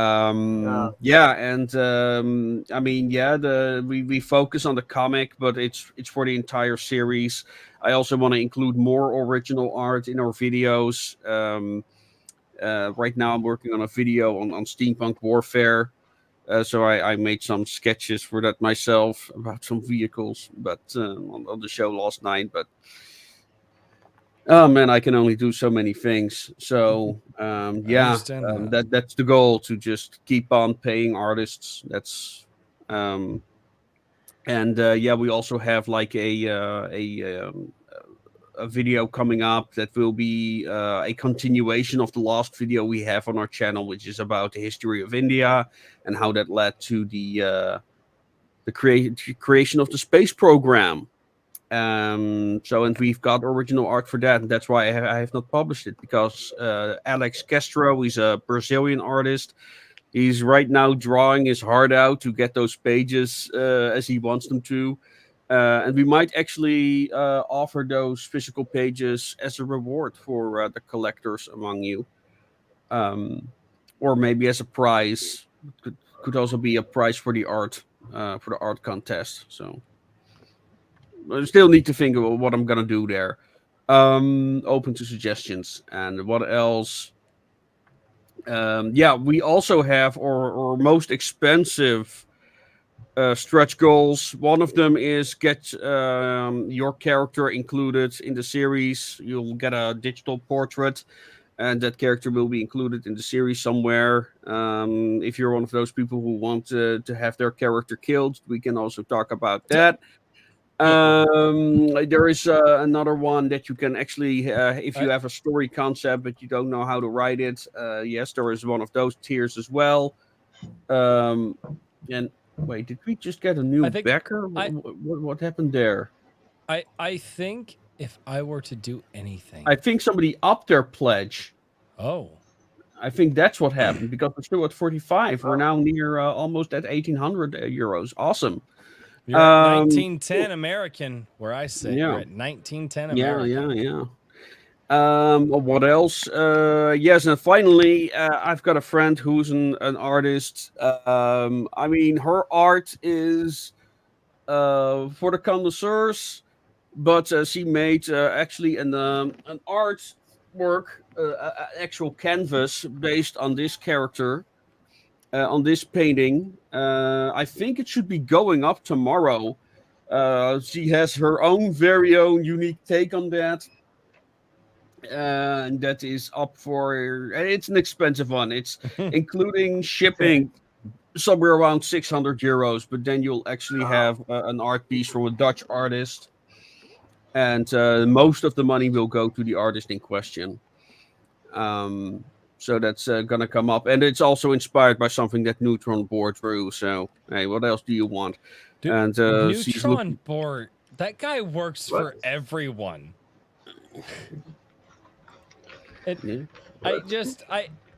Everybody knows that guy, and I'm like, holy crap! How many people does he? So, just for those who know, that image there, that's a Neutron Board image. That was a commission from a backer. That's insane. Yeah, he made another one. That was quite a learning experience. Like here's the coloring page version, but he also made a drawing of an associate, and that was quite an interesting learning experience because I put all of my references like a schoolboy into a Word document. But he forgot to scroll down, so he saw this one image. He assumed that's all the references that I included. So he made like this World of Warcraft character-esque thing, and I didn't want to insult his intelligence, so I was like, well, this was not at all what I had in mind. So we drew another one. It was still kind of something like that. It's like. And then I sent him one of the images that I included in the file, and he got confused, and then he realized that he forgot to scroll down. Oh no! So yeah, that's one of the reasons why I now put all my references in an Excel sheet. Like, yes, everything you need is on this one sheet. I would no do that, scroll required. I would absolutely. Yeah, no scrolling required. Exactly. So that was. So that was kind of an interesting experience, but but we worked out. He done some amazing work for the show, and I also just saw Mage Leader in the chat, and he might have really loved this one because this is my upcoming book. The manuscript is already done. It's now with my proofreaders, and this is a new spin-off series. Takes place in the same universe called The Casket Girls. And it's done by one of the original BattleTech artists, Eldon Calger. So I did not even realize at the time that he was one of the originals, but this became a gift because he himself was not happy with it. It's probably one of the best work in the series. Here, this sucks. You can have it. What? Yeah. Wow. Well, it was more also because it happened that he had a commission after this, and he really used it as practice because that was also black and white. It was something he hadn't done for a very long time. So yeah, and I'm talking to another artist for the Cosmic Girls, but she's now suffering from a burnout. So I hope she'll do it, but we'll see what happens. But yeah. Is there anything else I wanted to tell about the? Does anyone have questions about the Kickstarter? That's a good thing. That's a good thing to segue into, guys. If you guys have any questions that you would like to ask Bonsart or Johan, we'll go into your questions now, or we'll answer your super chats if you guys want to send those in as well. They've been talking about gas station convenience stores for the last 15 minutes. That and binary code. I don't know what's wrong with the chat tonight. I think they're short-circuiting. Nah, they're just having a good time. The chat's weird tonight. No, there's no sex scenes in the book, MSK. Bro. Jeez. I'm drunk and I wasn't even going to ask that. Resonant 1 says, no point. If you guys know that, that's a Pinky in the Brain reference. In the Midwest, it's Quick Trip. It's a mini grocery. Narf. Yeah. Narf. Yeah. Oh, God. If I involved the Necronomicon, I've been really hanging off of the like outright Lovecraft references. But I don't know, maybe because people do look for that stuff. People do love their Lovecraft, but it's not where my mind is at right now. I really want to involve more Lovecraftian stuff, but I'm not frozen sure elder gods floating around in space. Include like Lovecraft gods and that type of stuff. I have not made my mind up at that. But people can submit their own concept ideas and have them included in the role-playing game. So we start with what we want to do is have a two-step submission process. First, you can submit your concept in 150 words in a narrative form. So people know what it would look like in a story format right away, and after that, you can either finish the full short story or have somebody else leave it to somebody else to finish. Oh, Tim Allen is not talking about Lovecraft. The real Necronomicon, he said.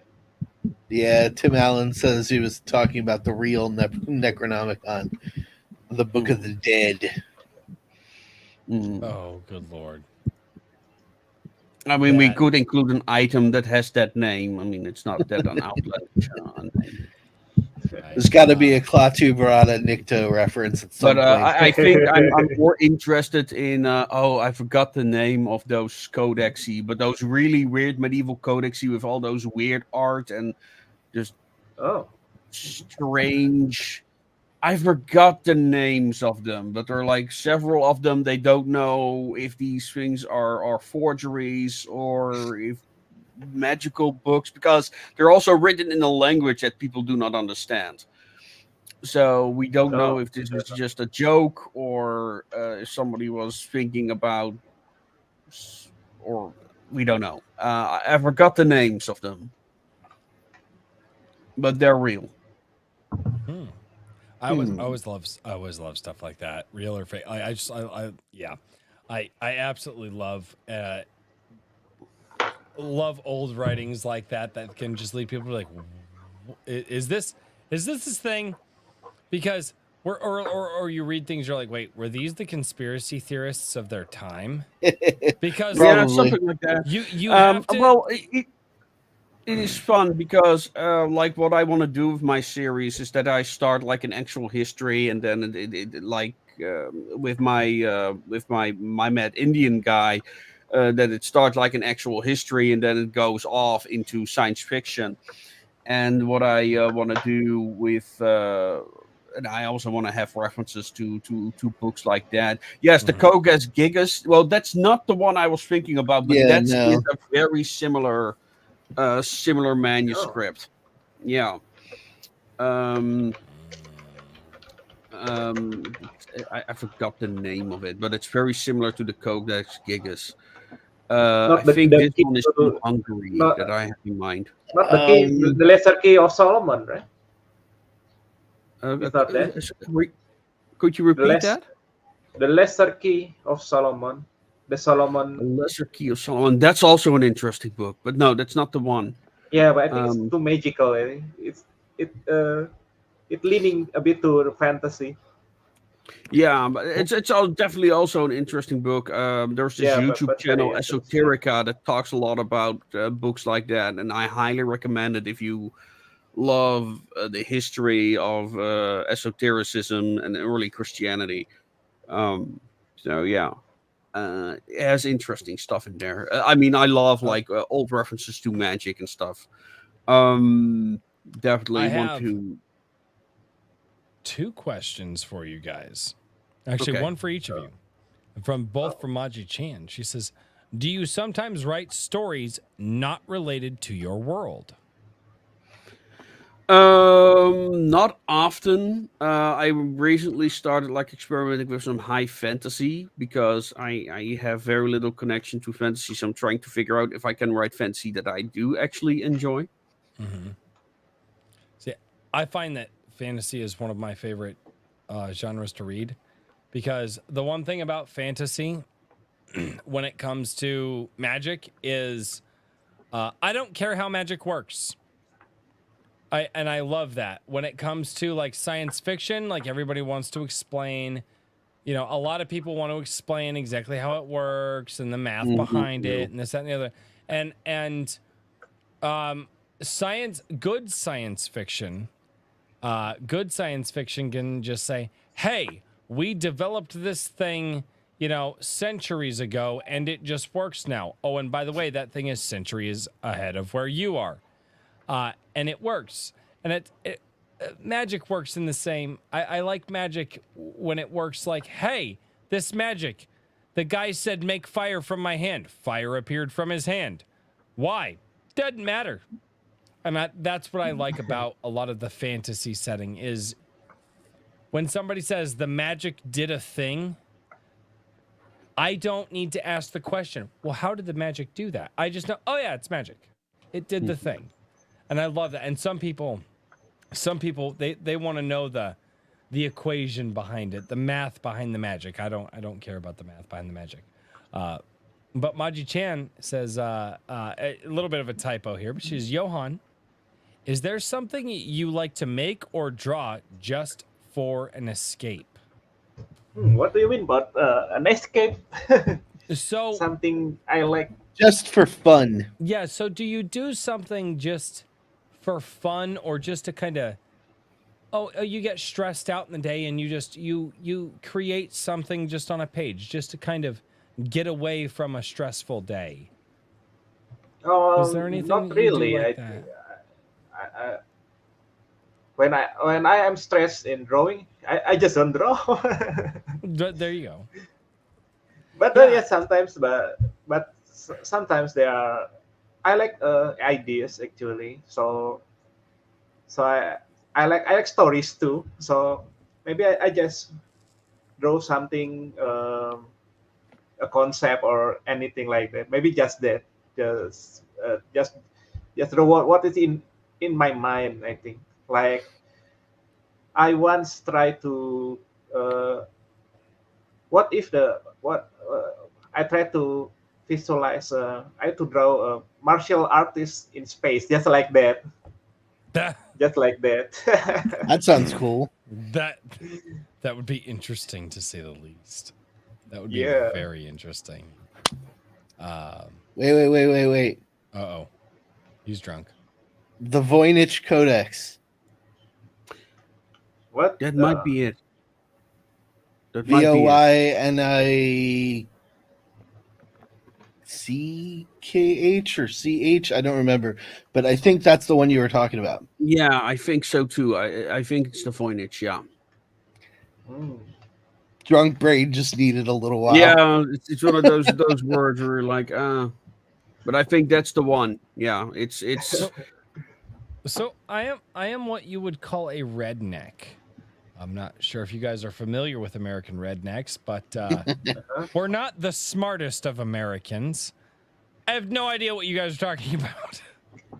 The codex of strange things he was talking about before. It was like, I guess, rolling around in my head for the last 15 minutes, and then it finally connected to a brain cell that still worked. Yeah. Daniel, you're drunk. I am. And I know because you have at least 4 inches above your head. Yep. Yeah.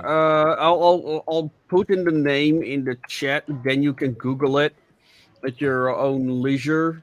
But it's you've been warned. It's a weird book. It is. I'm scared. AC confirms. I guess they're there. Drunk brain for the win. Oh no. Really quickly, Wrangler drops a super chat earlier for 420. Thank you so much. Shadow Man came in for a member chat. He's been a member for a month. Says nice artwork, and that was the artwork you guys were showing off earlier when I had to go check on my kids. That's why I was out for a little while. I was making sure the kids were okay. And he says nice artwork, and the artwork you guys have is just freaking brilliant. Yeah. Johan, for you instead of Thank you. €5 super chats, you can give €5, and then you have like a digital version of the comic. no see, and Attaboy. that's why I'm such a terrible YouTuber, is because usually it's like, every YouTuber is like, give me money, send in super chats. And me, I'm just like, hey guys, did you know instead of giving me money, you can click that link that I just dropped down in the chat and you can go give these people money who are actually creating something. And you'll get something in return. Yeah. Like you won't just give me a super chat and then get some stupid rant from me. You'll actually get something in return. So I don't know. I'm terrible. Bryce gives out rants. Oh wow, we got a new backer. That's and that was a generous one. That's awesome. Well, that was a very generous backer. Holy yeah, Lord. that was a very generous backer. Thank you, sir. Thank you. Wow. Wow. That is absolutely incredible. Well, gentlemen. Oh wow, yeah, he got a variant cover and like a whole bunch of ebooks and the full miniature collection. Nice. Good choice. That's incredible. Kahuna wanted to ask Johan what art inspired him to be an artist. Oh, that's a good question. There are many. I mean, recently I am inspired by the Monstrous comic by Sanat Takeda, and I forgot. The writer is Marjorie Liu, I think. Yeah, the Monstrous comic, and I like Mobius too. So, and Berserk, I love Berserk, and Berserk, yeah. Berserk, and we wanted to take some inspiration for the comic from Blame. Oh yeah, Blame. I like Blame because it reminds me of Mobius too. Yeah, but that is in true. manga yeah, form. Definitely. I actually I am exposed to three comic book in big comic book industry. I think it's Europe, it's America, and Japan. So I like 3 of them. So I am inspired by those. Nice. Yeah. I don't know if we have any more questions. They're talking about Dark Lore books now. Yeah. Well, I mean, there's some very interesting esoteric literature out there. What can we say? Definitely, like again, I'm very much inspired by history, and it's well also the reason why I call the Association of Ishtar, because they believe to have this connection to like the ancient civilization somewhere, rather than actually true or not will show during the development of the series. Right now, I'm working on 2 more books. The Casket Girls, the manuscript of that is already done. That's now going through the feedback loop, so to speak. Then we're gonna look into who's doing the art for that. I already completed about half of the draft for the comic book series. I hope that will be like 10 issues at the end. So it will not go it's into fair. infinitum. So people will have like eventually will have a story for an affordable price. And yeah, of course, the story gets continued in the various books. Right now, I'm working on the Knights of Avalon, which is also a military steampunk set in the same setting, about guys who want to be knights in this weird situation. So yeah, there's going to be a lot of references to the Arthur legend and that type of stuff, and chivalry, and how that can be combined in a ever technologically advanced world with corporate interests. Because in order to have their suits to function, they need to collaborate with a company called Ultra Krab. So we also get to explore that company for once. They play already a significant Yeah. role in the world, but I've not had an opportunity to write that much about them. Yeah, and after that, I might start like what I call the second phase, which I call the wireless age, which will be about this world advancing into like more of a steampunk, more steampunk sci-fi world. As right now, it's really developing like all the futuristic technologies, and in the wireless age, this kind of reaches a climax. That's the idea, Very and then cool. it kind of collapses. I actually wrote a story about the collapsed world that's now being published by Silence and Star Song. So if you want to have a gander at the future of the world, go check them out. And yeah, I hope that the next story gets accepted by Iron Age magazine, that I already submitted. Which Cool. That'd be cool. Maji Chan had the simplest question that I don't think we actually ever asked directly, which is why steampunk, Bonsart? well, because I'm a big fan of both history and science fiction. And that's pretty much all there is to it, really. Yeah, that's what steampunk create. That's what That's what it steampunk is. encompasses. Yeah. Yeah. You're not wrong there. So sorry about disappearing, guys. The You're wife good. is out. I have to go and check on the children and make sure that they are not murdering each other. Because, as we all know, siblings close in age, they like to fight. Mm-hmm. They're not, To real quick answer Kahuna Man's question, because it scrolled by in all the conversation. He asked, "What classic literature do you guys like?" He said he was reading Dumas right now. I'm currently rereading for the umpteenth billion time the full gamut of Sherlock Holmes stories, because I absolutely adore them. They never get old, and even though I know the plot, it's just so enjoyable to keep reading them consistently every couple of months. Yes, we know Dante's Inferno for Royce. Well, you asked my classic literature. Mm-hmm. Bonsart, what about you?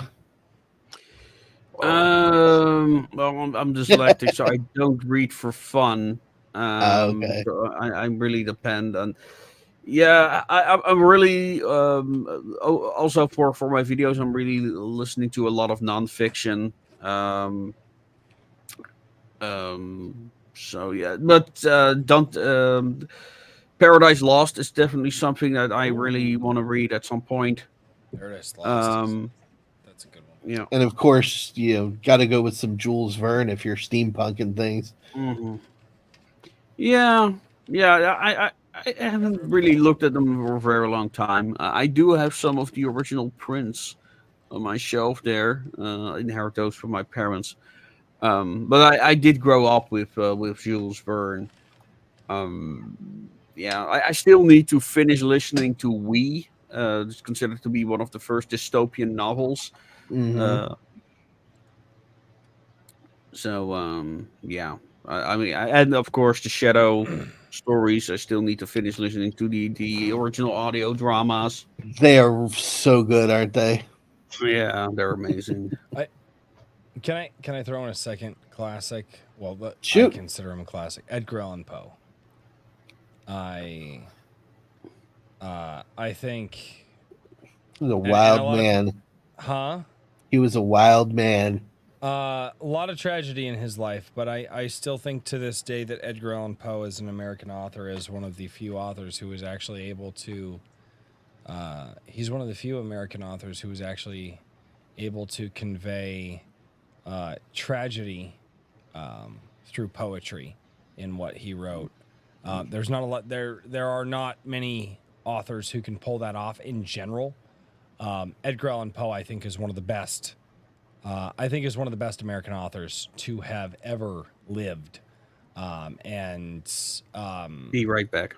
It is through it's through the tragedy of Edgar Allan Poe's life that we got the amazing works that we did from him. That's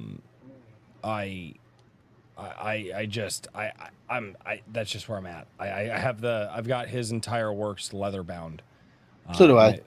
I think he's one of the best out there. I really do. And I know a lot of people might disagree with me on that, but little bit. I was never a huge fan of The Raven. I much preferred Cask of Amontillado and The Telltale Heart. Don't fucking say it. It's not Amontillado. Amontillado, whatever. It's Spanish. The double L is pronounced as a Y. Oh my god. Leave me alone. I'm drunk. Oh my god. And you're an author?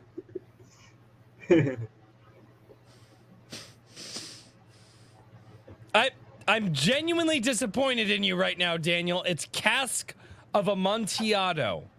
I literally corrected myself as soon as you screeched like a girl. So, devour thine satchel of cocks, good sir.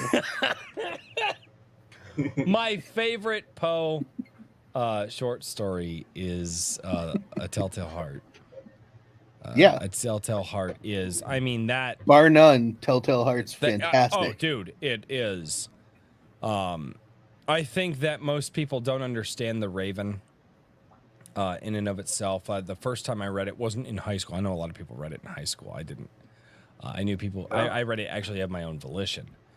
And I was talking with people. They're like, I didn't get it. They're like, what was this bird talking about? And I'm like, wait, are you fucking kidding me? Wait, are you serious? And I genuinely, I will say this: high school aged Americans are You're on stupid. Jersey. Sorry, Jersey said drink more. So oh, there you go. High school aged Americans are too stupid to understand classic writing. They just are. And that was true when I was young as well. But yeah, I think Edgar Allan Poe. The other one that people don't really understand too, The Pit and the Pendulum. A lot of people don't talk about the Pit and the Pendulum. Used to be talked about quite a bit. A lot of people don't understand it, especially in its references to the Spanish Inquisition and things of that nature. But the Pit and the Pendulum, the way that it was written, was too dry. No.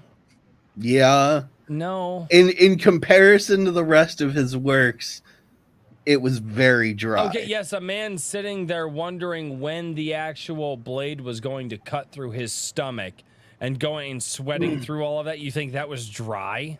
Yes. Wow.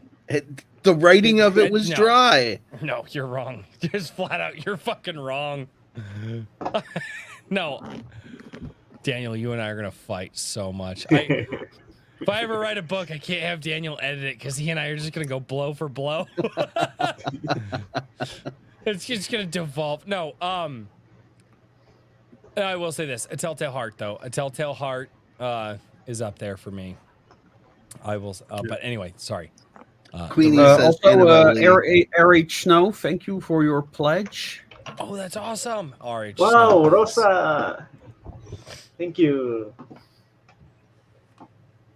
No, that's awesome. So, all right, before this devolves into me just yelling at Daniel about his wrong-headed think, because Daniel, no, you're wrong, Daniel, you're wrong. Shadow Man, remember for a month? Oh, he said nice artwork. I did already read that one. You The did? Ultimate Kahuna for $1.99 says, "F you, I can back them and mock you." Oh, so he can back you guys, which I think he also pledged to you guys as well, and he's also going to send me money to make fun of me. That's money. And the That is a Ultimate kahuna thing to do. that is a Kahuna thing to do. The Ultimate Kahuna for $4.99 says, "Royce, that book invaluable, treated like the Book of the Dead, and don't open it." Johan, Bonsart, any friends comics you recommend? Started collecting. Do you guys have any comics from friends of yours that you recommend? Oh, my friends. Friends. Well, the Jekyll Isle Chronicle, if you're interested in steampunk. Let's see. So that's also heavily inspired in American history. Holly Rosing's Boston Metaphysical Society, a very popular series. Let's see. You've got Katja Foglio's Girl Genius is a classic. Let me think. Other comics. SK, he's the guy who got me into comics in the first place when I had him as my guest on the show. He has a steampunk-esque comic called Wordsmiths. I think it's a bit like that intended name. for a bit younger audience, but go check that out. So those are and also French comics. Blueberry by Mobius, of course. Techno Vaders. I really enjoyed Landvoist of Troy at the time. There's so many. Black Sad, I really enjoyed. You any suggestions, Johan? Oh, maybe from France. I know, but maybe the Eric Hopkins comic, the Zombieful World of Oz. So he combines the zombies, the steampunk, and the Wizard of Oz. I think shout out to Eric, from my friend from the Drone and Portrait fan edition.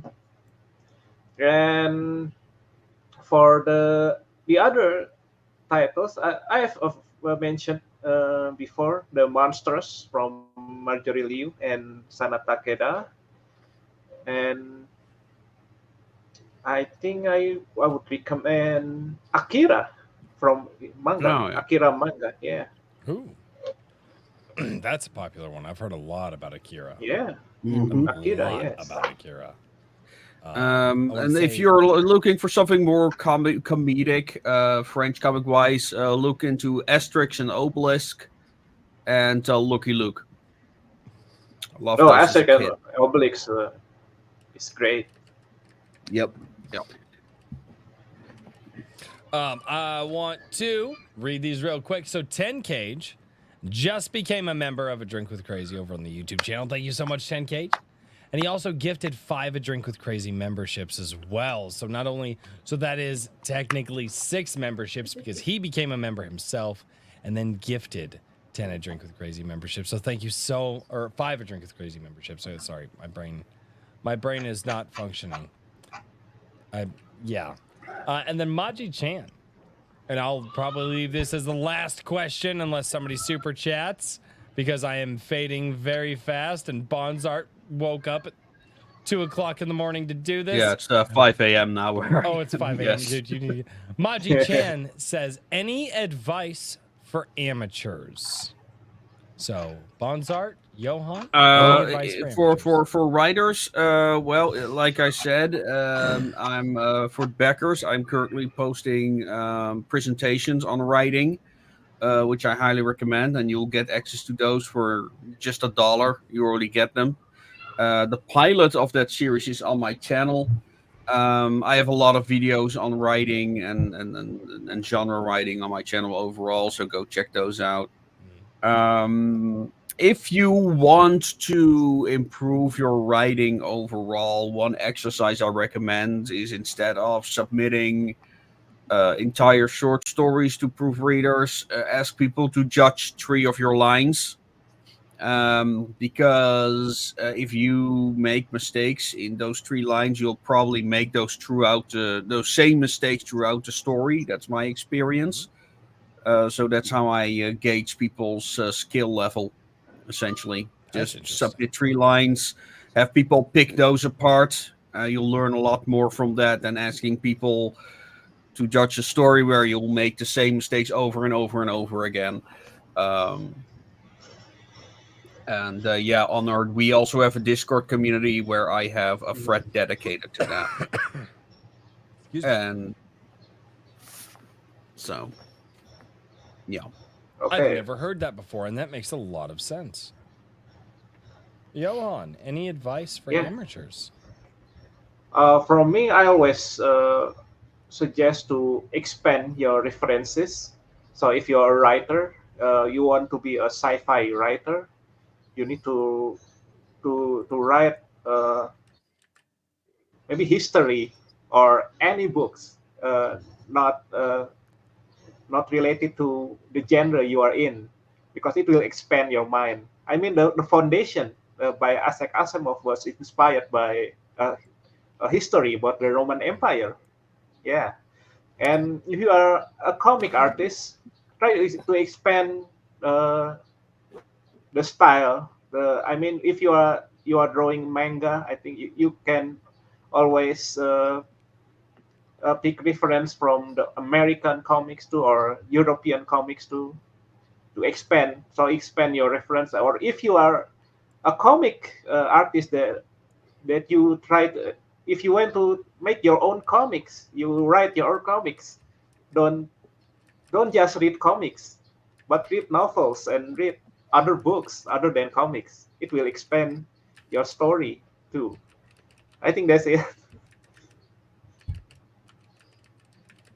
Absolutely. No, and that's the best way to grow in any endeavor is to absorb as much of that type of thing as an author. Absorb stories.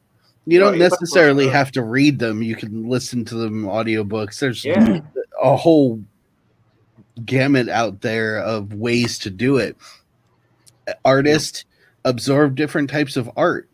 Practice different types of art, and the biggest thing is just don't quit. Lean into the process. And network.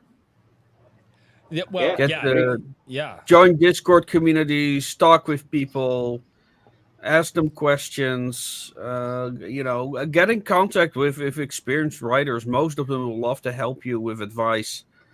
That's why I tell people all the time practice, to check out practice. That's why your first book is not going to be your first book is not going to be your magnum opus. No. There are people who can pull that off. There are very few in history who have ever pulled that off. Somehow. Nobody's ever pulled it off. What actually happens is they'll spend a decade rewriting the same story over and over and over again until it reaches that pinnacle that they feel that it's ready, and then they hand it out. But that's the thing that you don't see. It's been rewritten. The first version is nothing like the final product in that process. That makes sense. So, all right, well, ladies and gentlemen, we have done it again. Bonsart, Johan, what are the final things that you want to say to our audience this evening? As always, make things your way. Beck or Kickstarter, subscribe to our YouTube channel, Radio Retrofuture. We've got a lot of videos on steampunk and writing on there and history. I want to focus more on history. And Johan, what do you? Yeah, same with Bonsart. Make our Kickstarter so that I can live on and making comics. And you can follow me at my Instagram at johan.alexander. Yeah, Johan with a Y. There you That's go. all. Thank you. Thank you very much. Wonderful. All right. And Mr. Daniel P. Riley, good sir. What up? Whimsyland.org, guys. Just go to whimsyland.org. I'm not even going to let him. He's too Fine. drunk. No, I'm good. Whimsyland.org, where you can actually sit down and work with me on those questions that were just asked. How to get better at writing, how to craft your sentences, all of those things. I can sit down with you and one-on-one work it out so that you can practice it. Second thing, of course, the G-Sedai comic issue number 1 is just shy of the finish line, so I'll be announcing the campaigns probably in about a week. Yes. Just got to get those finished up, and just in time for Christmas. Yes, indeed. And of course, since I mentioned it earlier, keep an eye out for When the Saints Go Marching In, because this little children's series is beautiful. Wait, it's so much fun to create. Is that the one that the Boxcar Children thing kind of helped you with? No, totally No. separate thing. Okay, no, sorry, I just wasn't sure.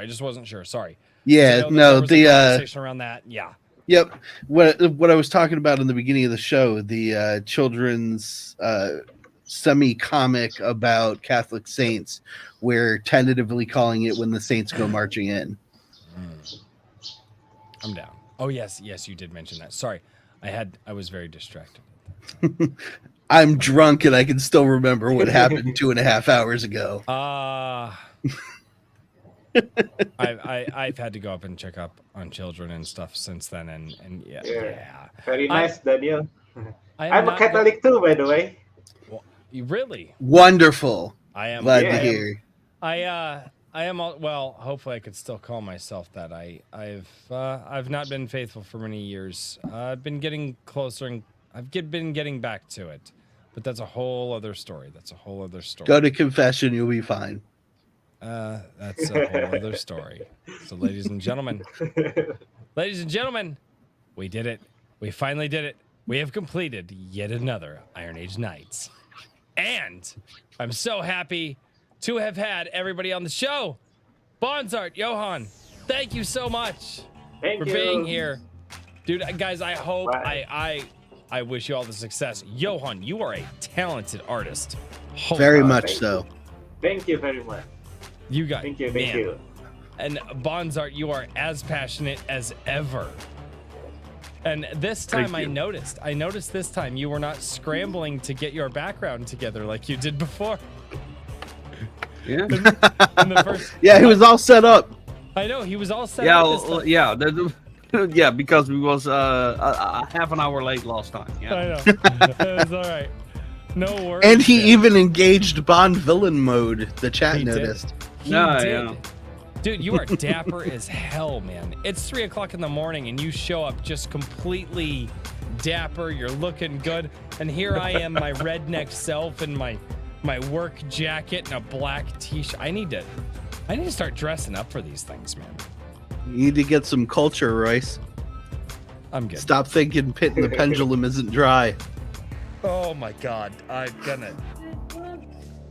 Well, good luck with that. If you need dressing advice, we have a very dedicated Discord to fashion. So. I have.